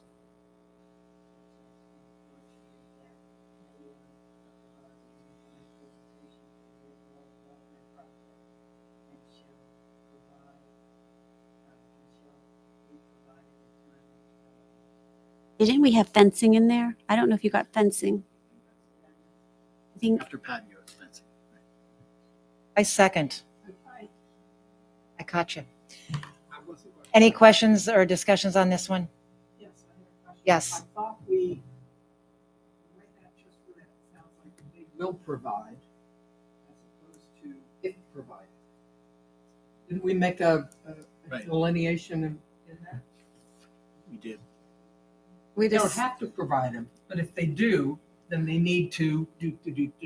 no, I think we decided that they provide them, but we wouldn't be didactic about it. That they would provide them, but we wouldn't say you have would- to provide A, B, and C. it would give them options. We would give just them say, options. It would you be will provide this combined. space, but we're not going to tell you how to do it. If you do, they're going to be harmonious Yeah. and they're going to be done at time of construction. I think what Sharon has written is well done. That's perfect. So, okay, we have a motion, we have a second. All the questions are answered. Any more discussion? All in favor, raise your hand. Aye. Any opposed? No. Okay, good. All right. Boy, we've worked that one to death. Anything else for 2? Or can we move on? Did you have anything more from your Sacramento thing? Because I know you were talking about, you wanted to add a couple more things to the Sacramento thing. I move on. If I find something, I'll go back because Okay. All right, number 3, we have the exceptions. It's after 9:00, everybody, and I just want to ask you before we move on, we're at number 3, and I do want to get us out of here. What does the commission want to do? Do you want to adjourn the meeting and bring this to the next meeting, or do you want to keep going? What do you think? I prefer to finish and send. Commissioner Baralt, what do you think? I think we should finish, and at minimum, go to at least 9:30. Commissioner Rucky, what would you say? Sure. Or do you want a short break? Do you need a short break? Nope, don't. And Commissioner, okay, well, then we'll keep going. Number 3, exceptions. Anybody have any issues with the exceptions? Delete some, add some, what are we thinking about exceptions? If all the following conditions are met, building-to-building setback requirements may be waived. Do we want to waive building-to-building setbacks if they have all this, or seems like we're opening a door, to allowing setback changes? Suggested to be modified, not waived. What Well, would you suggest? take the word waived out. Rather than waiving them, that they could be modified. Rather than, Okay. don't want a 0. There is, I mean, Well, that's what I was thinking too. Exactly. there has to be some type of Exactly. I would think separation. between you'd have to have lots. something there. Maybe you saying take out waived and put revised? Is there anything You said glaring modified. that Modified, you he would said. say? The thing is, they can get a variance for any of it anyway, so there's really no point in saying no more than this and no more than that, right? Say what this, we should establish the standard now, and if we're creating an ability to modify them, then you want to have it listed. But a variance is a different procedure, and you have to meet certain standards, and if the board applies the standards very strictly, it's really hard to get, especially for new development when you're creating your own kind of project. You're not really dealing with hardships. So I would just suggest, rather than waiving those setbacks, that they can only modify them. Do we have to Right. have exceptions at all? Remember, I proposed to eliminate this, and the commission said you wanted to keep it. So- Well, I mean, I don't know why we want to eliminate the setbacks, and we still have all these requirements of, We do have a planning commission fines statement in here, correct? I thought there was one before. I mean, we're has to come to. I mean, we have to approve it. the standard is the waiver of building-to-building setbacks substantially improves the design and aesthetic quality of the project. So we're not waiving them so that they can add a new structure. We're saying, yeah, in this footprint of a lot, you could have this, but if you scooted this building over in this way and canted it in this way, your setbacks will be different and it will improve the design. So that's, I think that this G satisfies, just the arbitrary modification of setbacks. You would say, yes, this improves the design if they modify it in this way. You're not modifying it to give them a new building or to give them more density. You're modifying it to improve the design. And that's the only reason. So I think this is fine. It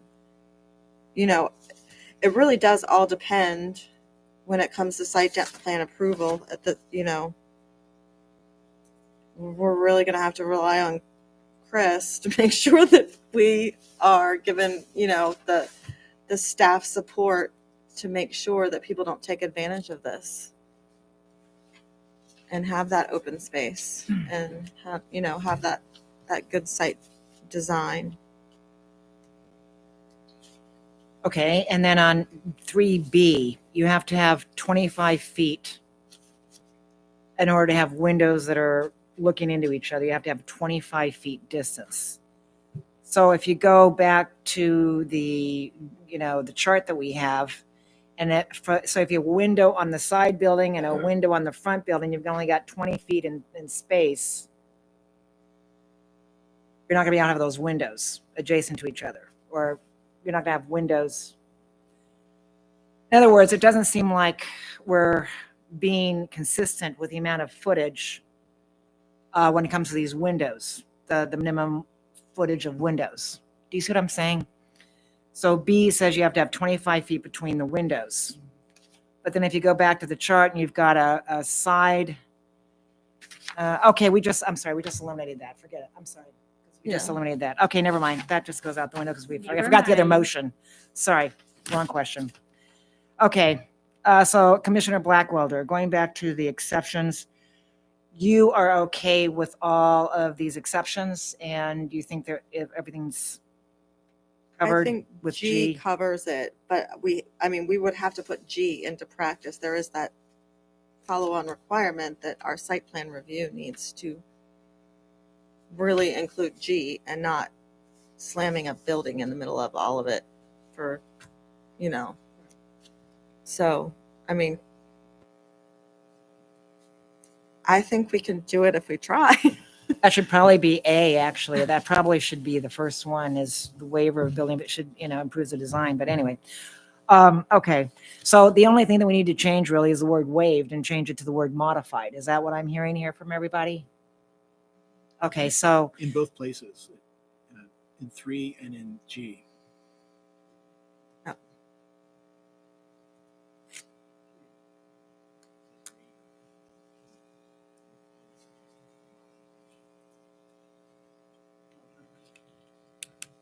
So the word would change to modified in the first one, maybe modified.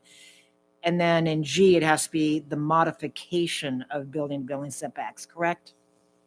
Okay, so I make a motion that we eliminate the word waived, add the word modified under 3, the very first sentence. And then on G, eliminate the word waiver and put in the word modification. And in G, I would like to also add the planning commission fines. Let me planning- just make that one thing a motion and we'll come back to that. Okay. So I have a second on that motion. Any questions or issues? Okay, all in favor of changing those words waived to modified and waiver to modification? All in favor? Aye. No opposed? Okay. Go ahead. The Okay. next motion. I would like to amend your motion to also include in item G the criteria the planning commission finds that building to building setbacks substantially improves the design and aesthetic quality of the project. Okay, well, you can just make a separate motion then. So then G is going to also then say the planning commission finds. So include the words, the planning commission finds that the modification of building-to-building setback substantially improves the design and aesthetic quality of the project. Why are Okay. we giving that disclaimer to the planning commission? because we're reviewing the site plan. We wouldn't want the builder to say, well, this is definitely improved the Dooley spot, right? Right. We wouldn't want Say, to. in my opinion, what I have done improves. Okay, so the motion, it was adding, so amending G to add the planning commission, planning and zoning commission.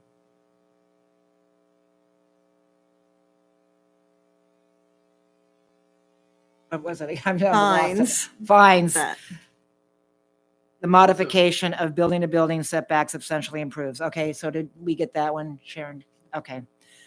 Do we have a second? Okay, all in favor? Aye. Aye. Any opposed? No? Okay, good. Anything else on 3?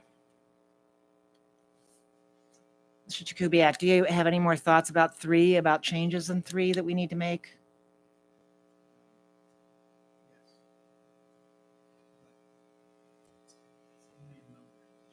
Okay, I think 3, the exceptions, ought to be right below the table, right below the standards.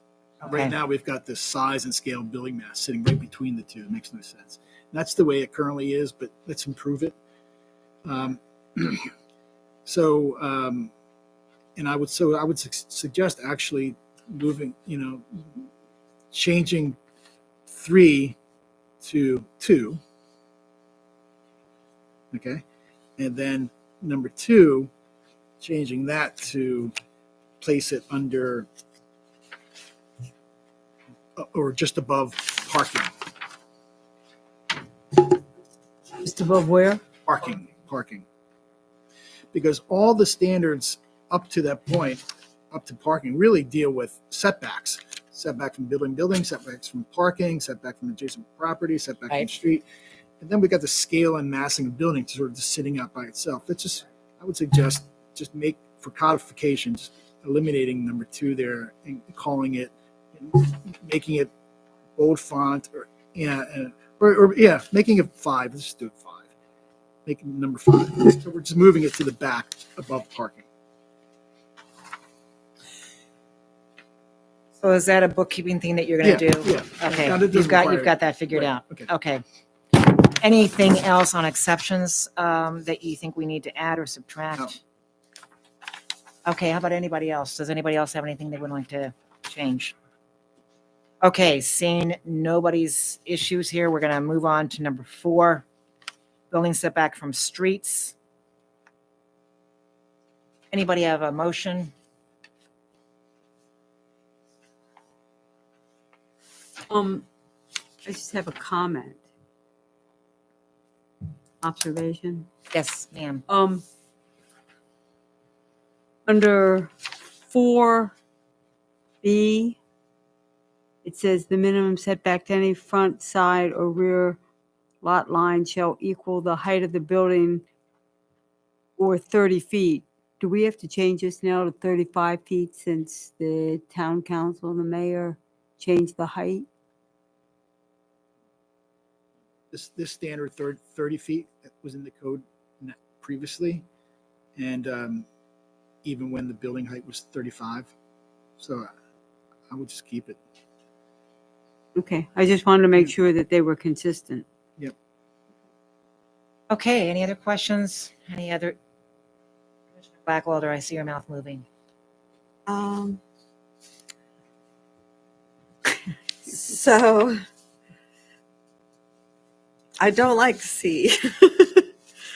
Exception, the setback from front, side, or rear lot lines may be reduced to the minimum allowed in the zoning district where the project is proposed if the planning commission finds. Because to me, that's space related and it's not compatibility related. And I really do think that we're going denser than people expect and denser than we should. And so reducing the space between anything is not something that I like. So I would like to strike C. I would move to strike C from that. Mr. Jakubiec, do you have any concerns or issues with that? World of issues with it. I would just say that if you have the flexibility to maintain and establish setback along a street, you ought to try to keep it. If the building is a relatively small scale type of building, maybe it's 3-unit type of thing, and it has the same scale and massing of a single family house, you kind of want to keep it on the same line rather than bumping it back further than the adjoining properties. So that's all. So it gives you the option to make that decision once you see the project. Okay. You know? I'll go with your recommendation on that. By your motion. I can withdraw it. Anybody else? So it looks like 4 might be,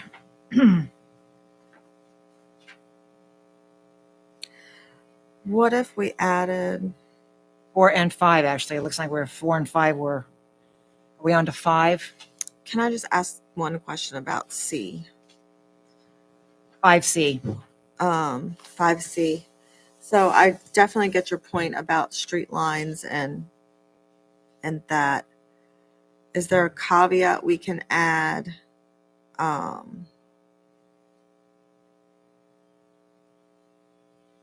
That says, and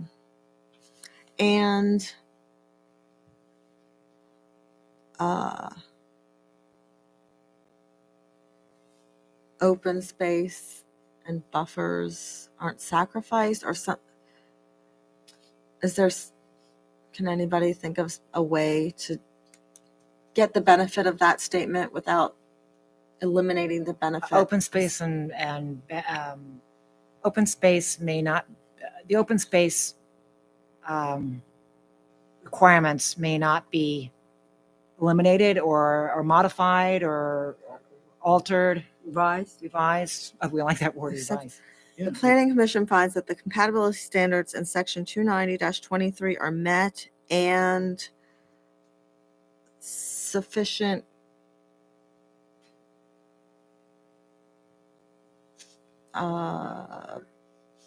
sufficient space between property lines and open space is not sacrificed, or I don't know. I don't know what to say about that. My brain's hurting. That's the only. I think that you basically said right in this whole section of 5 here, it's going to be 30 feet if you're going to do a multifamily project, but you can drop it down, and literally you can drop down to 15, which is the standard in the Mhm. R&D district. For the front. I'm sorry, let me just give me a moment to read this. Yeah, no problem. Thank you.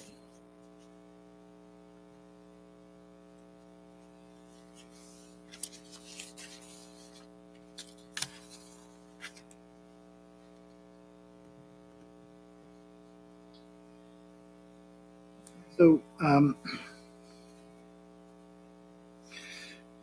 Let's just, maybe say, Oh, no, I'm sorry.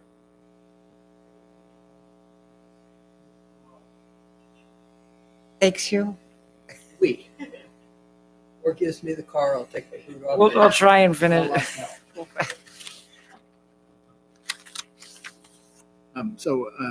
Maybe we say, the setback from the front, side, and rear lot lines may be reduced to the minimum allowed in the zoning district where the project is proposed. If the planning commission finds that the compatibility standards in section 290-23 are met, and the reduction has no undue impact on adjoining properties. So then you're able to bring into play the possible impact of structure.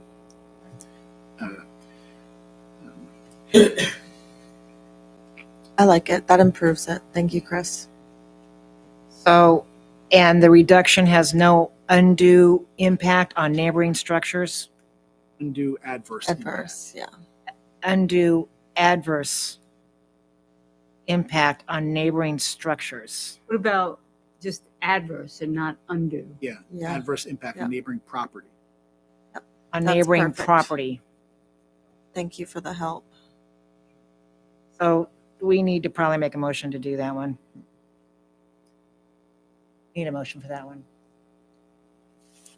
Okay. So you want to have the addition of, and the reduction has no adverse impact on neighboring properties. Yes. Okay. So Okay, so you want to move that, or do you want? Yeah. Go ahead. I'd like to make a motion. Number 5, section C, to include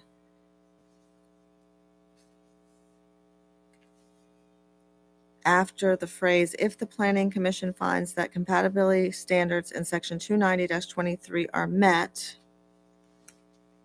comma, and that there is no adverse impact to neighboring properties. The reduction has Oh, no yes. adverse impact on neighboring properties. Yes. Period. Reduction has no adverse impact on neighboring properties. Okay, I'll second that motion. Any questions, issues, concerns? Okay, all in favor? Aye. Any opposed? No? Okay, good. All right, now we are at a stopping point. It's 9:30. We are at parking, and we've got still a lot to go. So I say, are we ready to adjourn? Are we ready to make that motion? Okay. Would you like to be the lovely person who would make that motion to adjourn? I will move to adjourn the meeting. Can we move what we've passed? Can We can't what transmit we've it. passed? So I know you want to get it, I know you want I to get would it. like to transmit something. I know you would. because- Is Wait, that wait, time out, possible? time out, time out. No. So we talked about having a public hearing. So if you're comfortable with this, with these changes, you can direct us to prepare this for the public hearing, knowing that you're still going to have time after the public hearing closes to pick up any pieces that's necessary. So you could have your public hearing at your next meeting. Oh, no.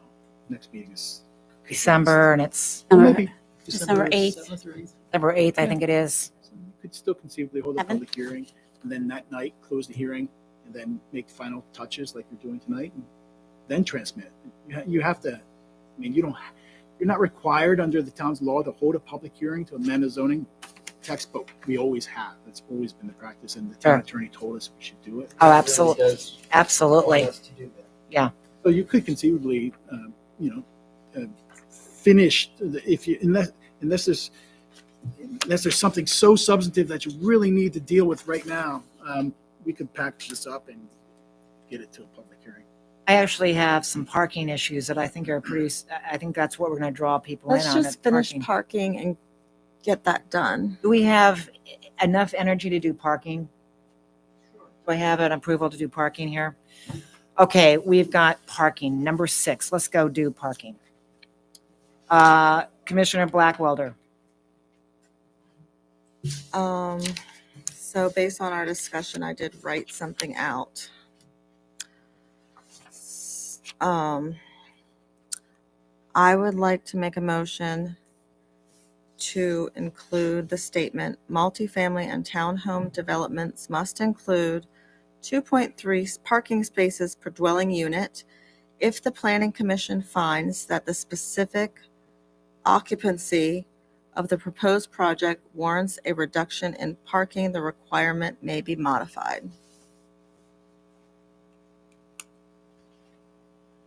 So it's kind of the reverse of what Chris was suggesting. We require it, but if we do get that senior center that maybe doesn't need a parking space for a family unit, then we modify it.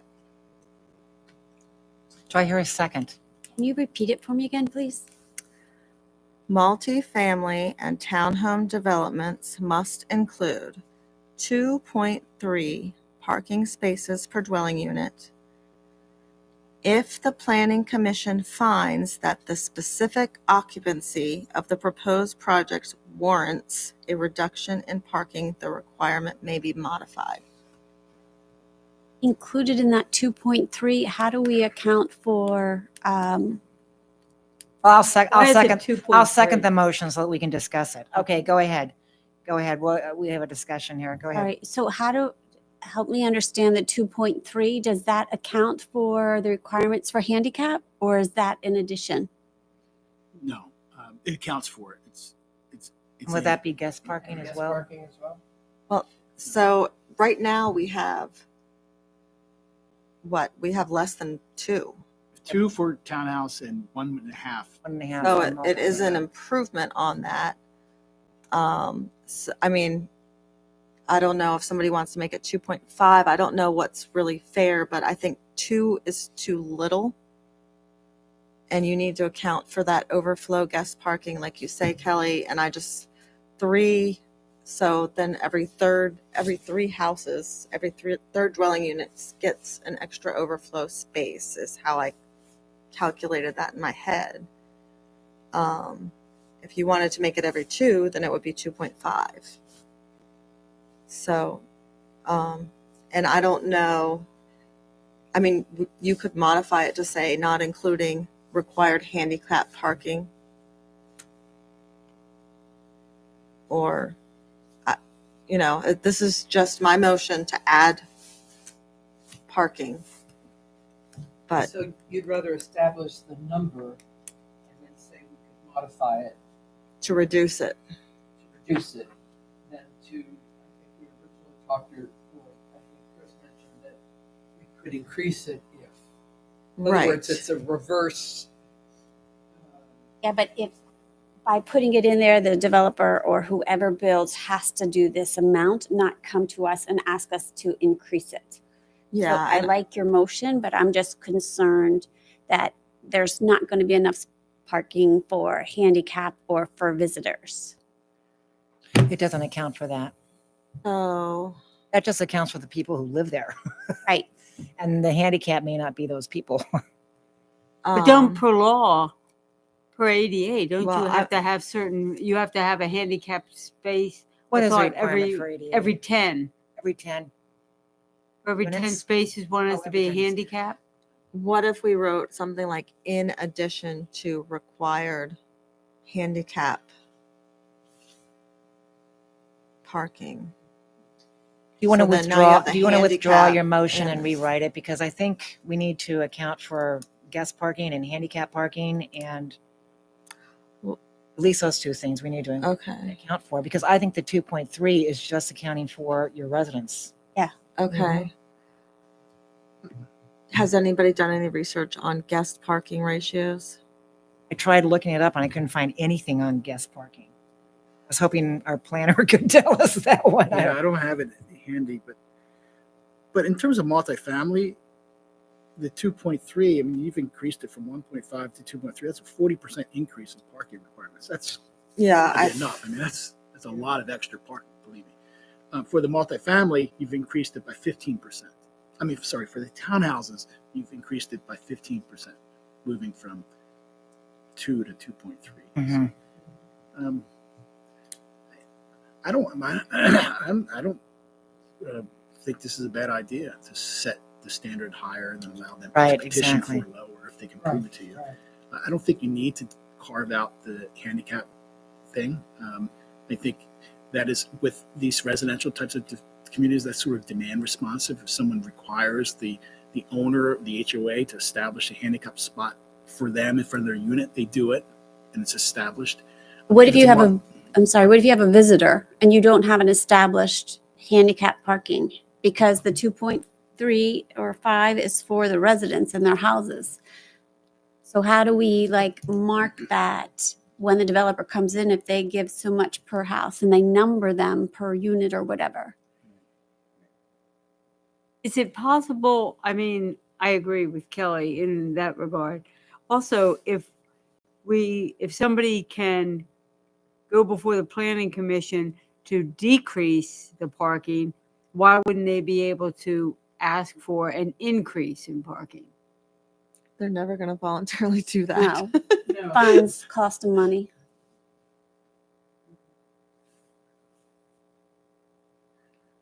Maybe if we added the in addition to any required to the Yes. phrase, that would add a little bit more parking, but not so much that it's even more of an increase. And I don't necessarily know that this is enough. I actually thought Cindy researched this, so I didn't bother researching it. But it is more, so maybe we should start with more because we're putting forward something. And if somebody knows of a better number later, we can modify it then, but at least start with more.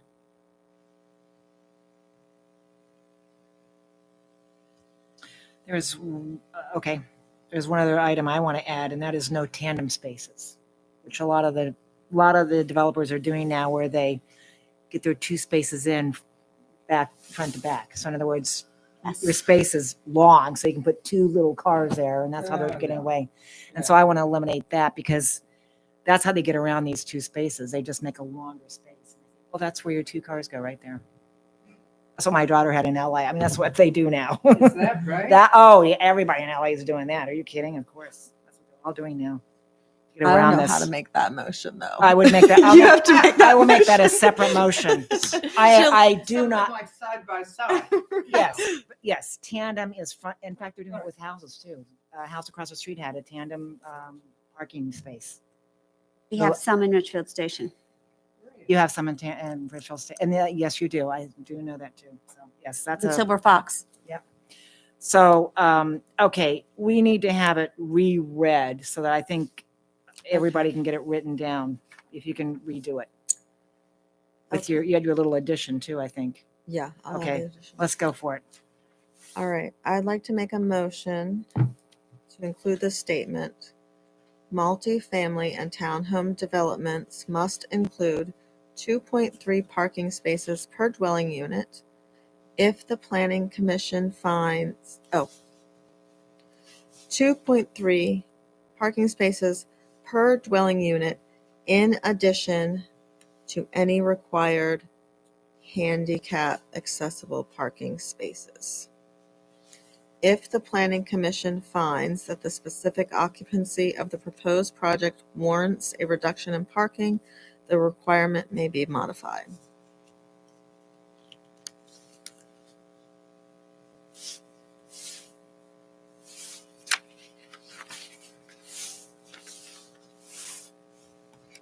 Okay, we have a second on this motion, Okay.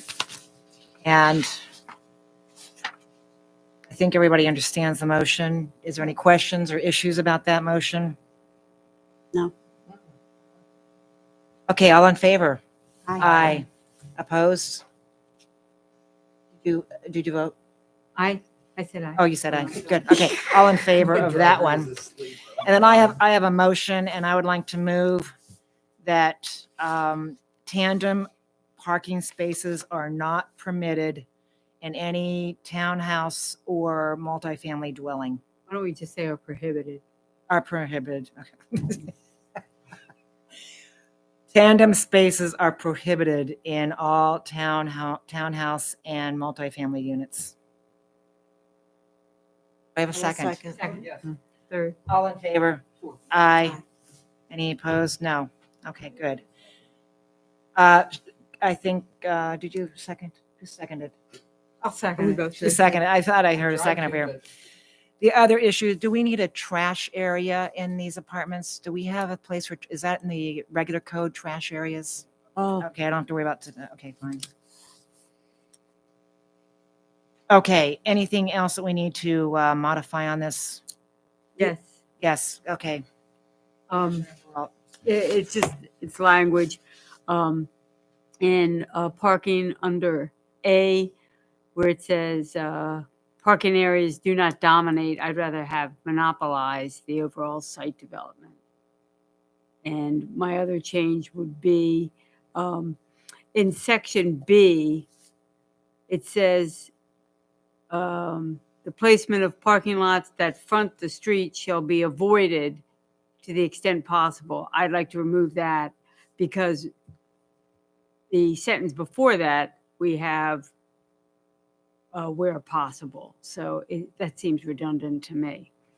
So it would read, parking shall be located at the rear or interior of a development site where possible, and the placement of parking lots that front the street shall be avoided, but if approved, any portion of a street front parking area shall be set behind a minimum 10-foot wide landscaping strip and, I would say, shielded from the street.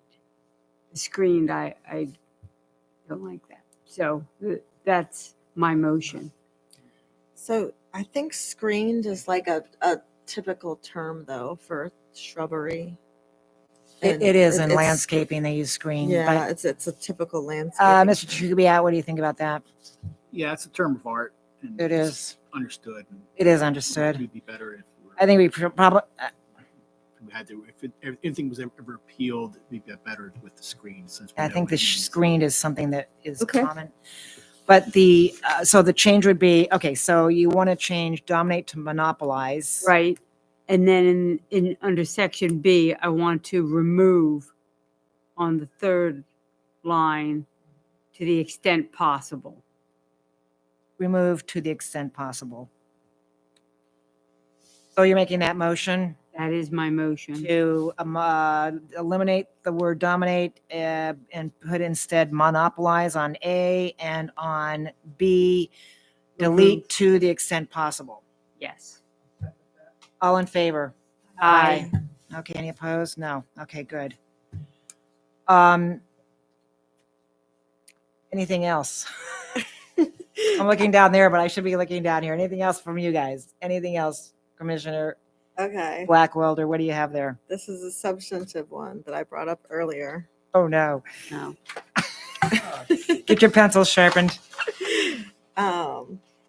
It is that statement that says parking may occupy no more than 50% of the building footprint at grade level. Say that slowly again. Parking. May occupy no more than 50% of the building footprint at grade level. And my discussion point of that is, Oh, wait a minute. Before you do that, let's Okay. let's see if anybody wants to discuss it. I just want to make sure I understand what that means, because 50% sounds like a lot to me. Well, I'll second it so we can discuss it. So go ahead, Ms. Blackwelder, go ahead and tell us what you mean. so 50% is half of any building. And so if you have a townhouse, I think that we've seen that before. There's the garage, there's a front door beside the garage, it's kind of in half. On a multifamily building, it creates a situation where you're not going to have the entire ground floor be a parking garage. It's going to have an interactive base of 50%. Now I choose 50%. Maybe the better number is 40%. Maybe it's a different percent, but I don't think anyone, well, first of all, I don't think we need to, be overly concerned about,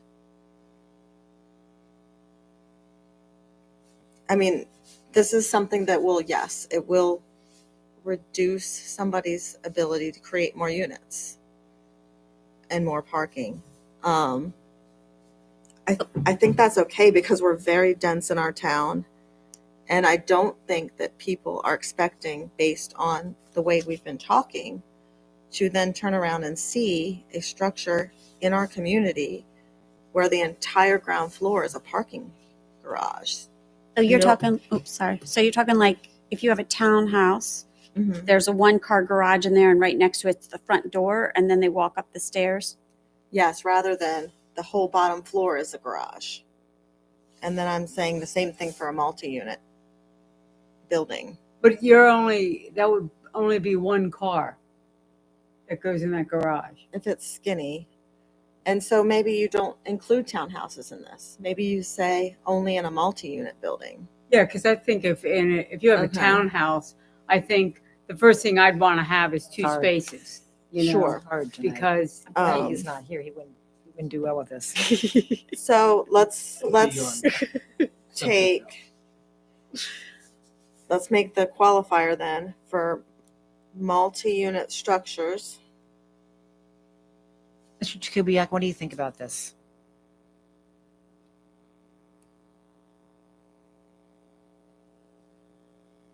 Trying to imagine all the different arrangements. You can imagine a situation where the front of a multifamily building at street level ought to look like the rest of the street and have a residential setting. But the back, if it's off in the alley, could just be all kind of pulled-in parking, right? So I think that 50% seems reasonable there for multifamily type of structure. But the reverse would be horrible if the front was the driveway. So I think it's important to qualify it's for the front of the building. So it's not just 50%; it's 50% in like, And it should be located at the rear. or say no more than 50% of the facade. Of the front, I mean, more than 50% The of the street facade? street Well, elevation? then you have half, though. Half of the street facade can be the parking structure. Right. We wouldn't allow that for multifamily because we have compatibility. You would not. I can't imagine you would ever approve that. Boom, right in the center.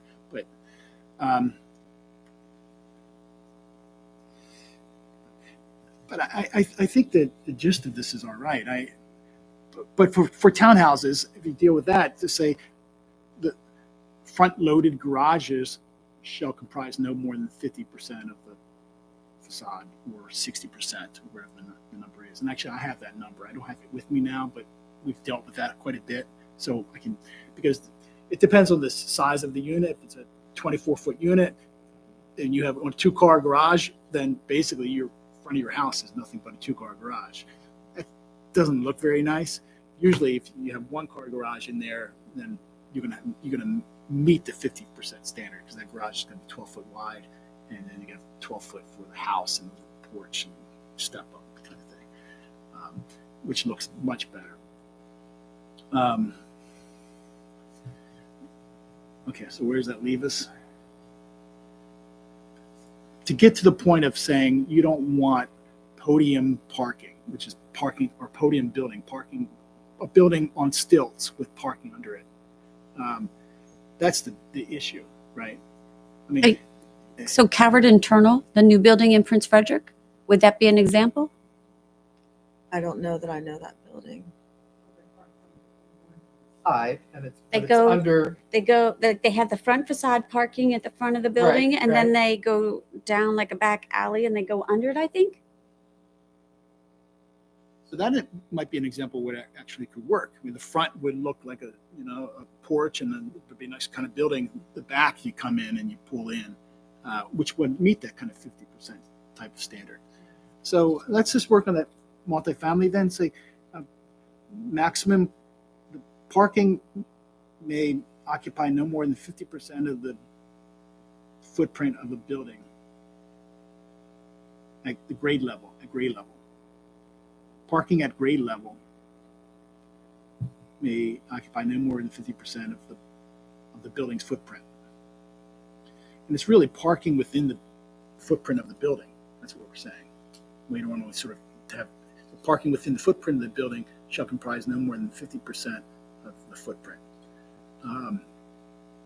And I think shall not be front. You might have included that it should be, like, this parking shall be located in the rear interior of like, that might cover, like, that it should be in the back. Yeah, I think it does. So let's There just deal with this was- as a building kind of form thing rather than trying to be all encompassing. So if they put it in the back, okay, and they're not, say the garage is in the back and everything else like that, there's going to have to be some type of alleyway, road or something for big enough for the trash truck to go down, because everybody's going to be putting their trash out in the back. Possible. But when they're dealing with a kind of clean slate land, they can design to accommodate.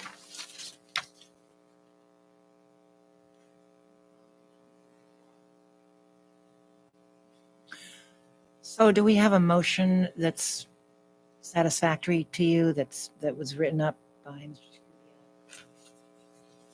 Yeah, I think he said it. Do you want to,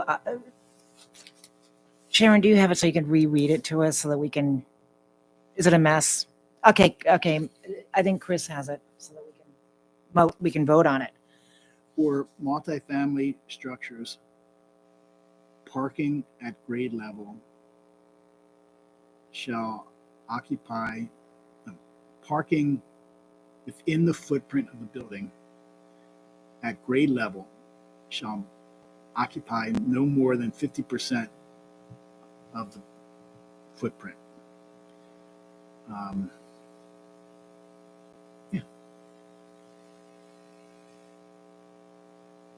I'll second that. Any other questions about this?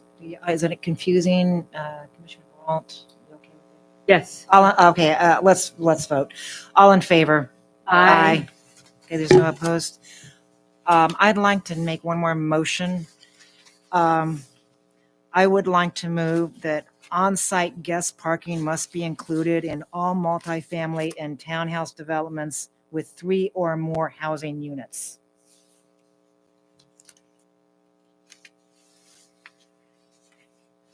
Second. Any discussion on this? I'm not putting a number in there because I don't know a number, and I'm just assuming somebody's going to figure that out at the time.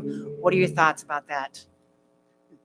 Didn't you do that by raising the number to 2.3? I don't think don't that think so. includes guest parking necessarily. No, Oh, that it was just. That was just the parking. people, Okay. the parking that we Yeah. need. So I think we need a Let's add it as a separate, separate line, like G or H. or I another now. line. So this would be, would this be G or would it be H? BG. Well, no, we have a couple. We have a others. couple of others. Probably That's what H I'm or I, thinking. Maybe even I at this. I think point. it could be, I think it's I. So let me read that again. On-site guest parking must be included in all multifamily and townhouse developments with 3 or more housing units.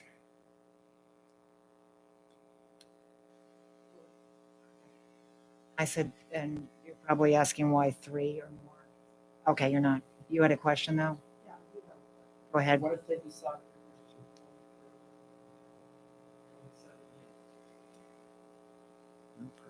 If we're not specific, we're guiding them in some direction of how they might compute it. We're gonna end up with one. Because they're not gonna want to do it.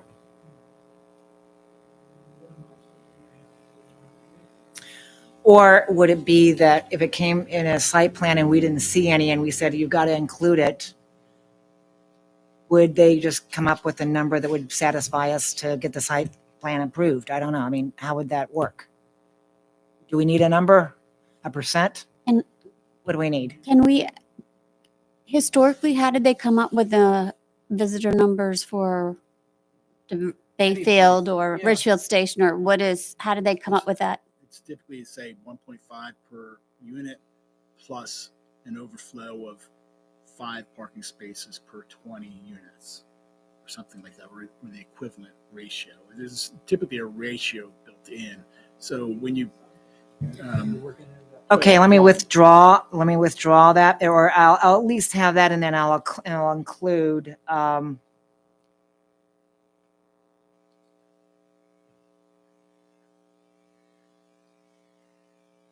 say As per And add a parking ratio standard, of standard. that again? as per parking standard.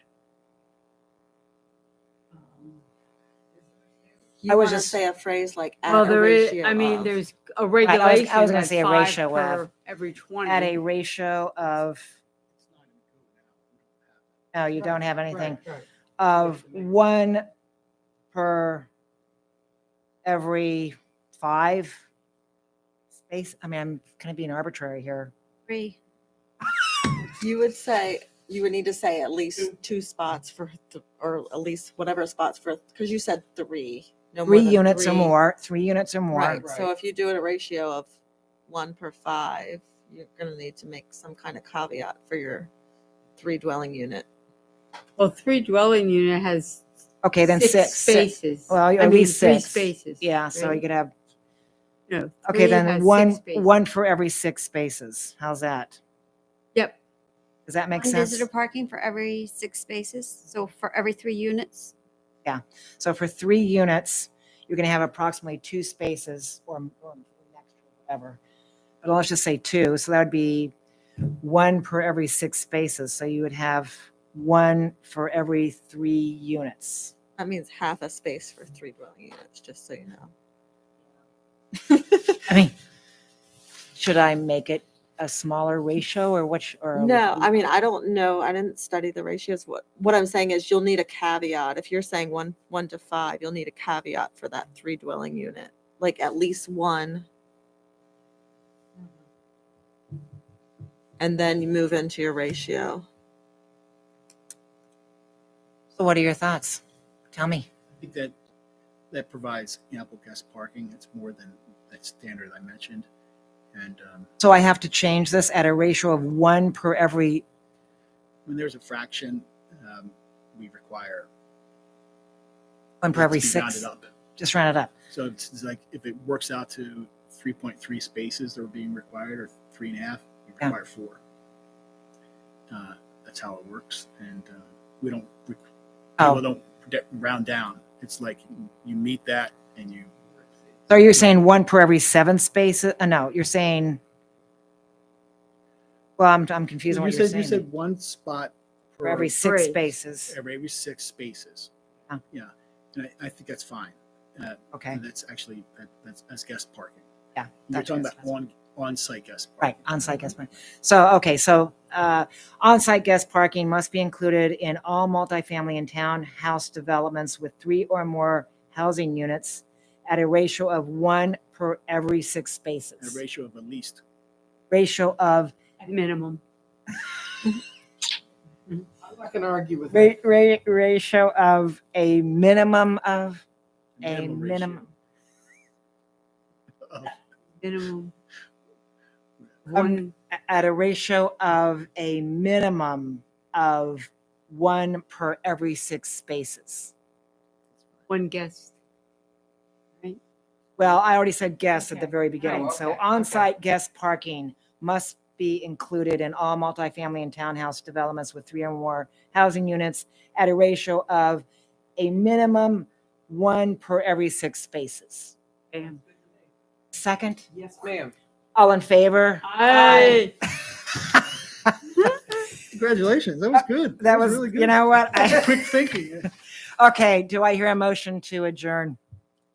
Well, let's first set up our public hearing. If you think next month we're going to be ready for a public hearing. What you haven't gone through the remaining sections. I didn't hear much about the remaining sections except for lighting. I guess No, maybe well, solar thing, but but we'll get to, we'll figure out something. Yeah, we could have this ready in 2 weeks to have us to get it published for a public hearing, and it would be during your normal business meeting, first party meeting, public hearing, close the hearing, then you can go on. The only downside is that you wouldn't be dealing with compatibility at the same time. So this would go to the council without the supplemental know, compatibility. I know. So that's just the downside. That saddens me, but at least we can get this through. And there's nothing You wrong go with one having through. public hearings every couple months. I mean, as you do your work.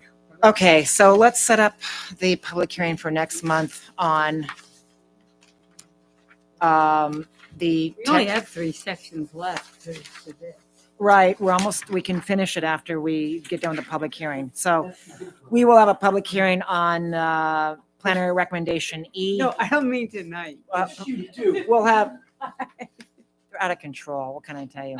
But before you do that, Yes, can you get a sense from the body if there's general agreement with the remaining sections that you haven't discussed. Because if there's really substantive issues, then you should deal with those before you hold a public hearing. If you're generally in favor of where it's going, but you might modify it on the edges, that's fine. Schedule. Oh, yeah, does anybody have any real issues with the rest of it? I think, Real substantive. except for the idea of solar maybe, or That's a minor thing. that's a minor But thing. If you disagree with the whole idea of sustainability standards, or you have real problem with 20-foot, 20,000 square foot is.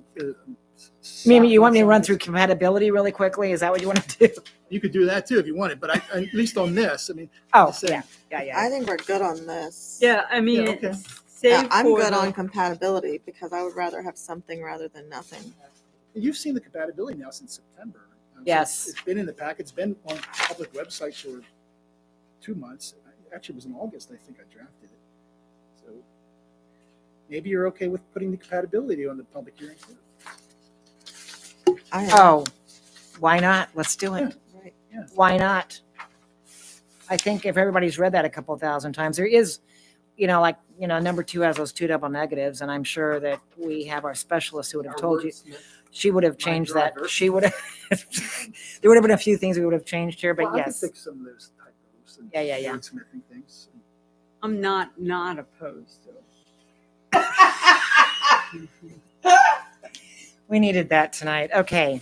So we'll have the public hearing for both recommendations, E and F. And does that mean then that we can move the critical area to January? Okay. And the other thing that I'm thinking, if indeed we go forward with if they improve at the town council level, if they approve the Airbnb, the Tourist homes? yes, tourist homes, I'm sorry, that we'd like to put that on probably then January's. I think Ms. Peralta, and we've got a couple people that have worked on that as a subcommittee, you might say, to try and get that as something we accomplish in January. Okay. Are we settled then as far as what's going to happen in December and probably even January at this point? We got critical area, we've got tourist homes. We may have even group homes. I don't know. You're not going to be here, Ms. Blackwood? They have an NP in group homes, and any kind of group home is covered Yeah, we're, by the state. I think we just leave it.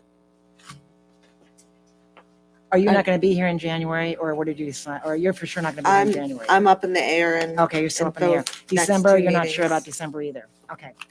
Okay, so do I have a motion to, I'm sorry? How are we going to respond to Sue Webster's questions?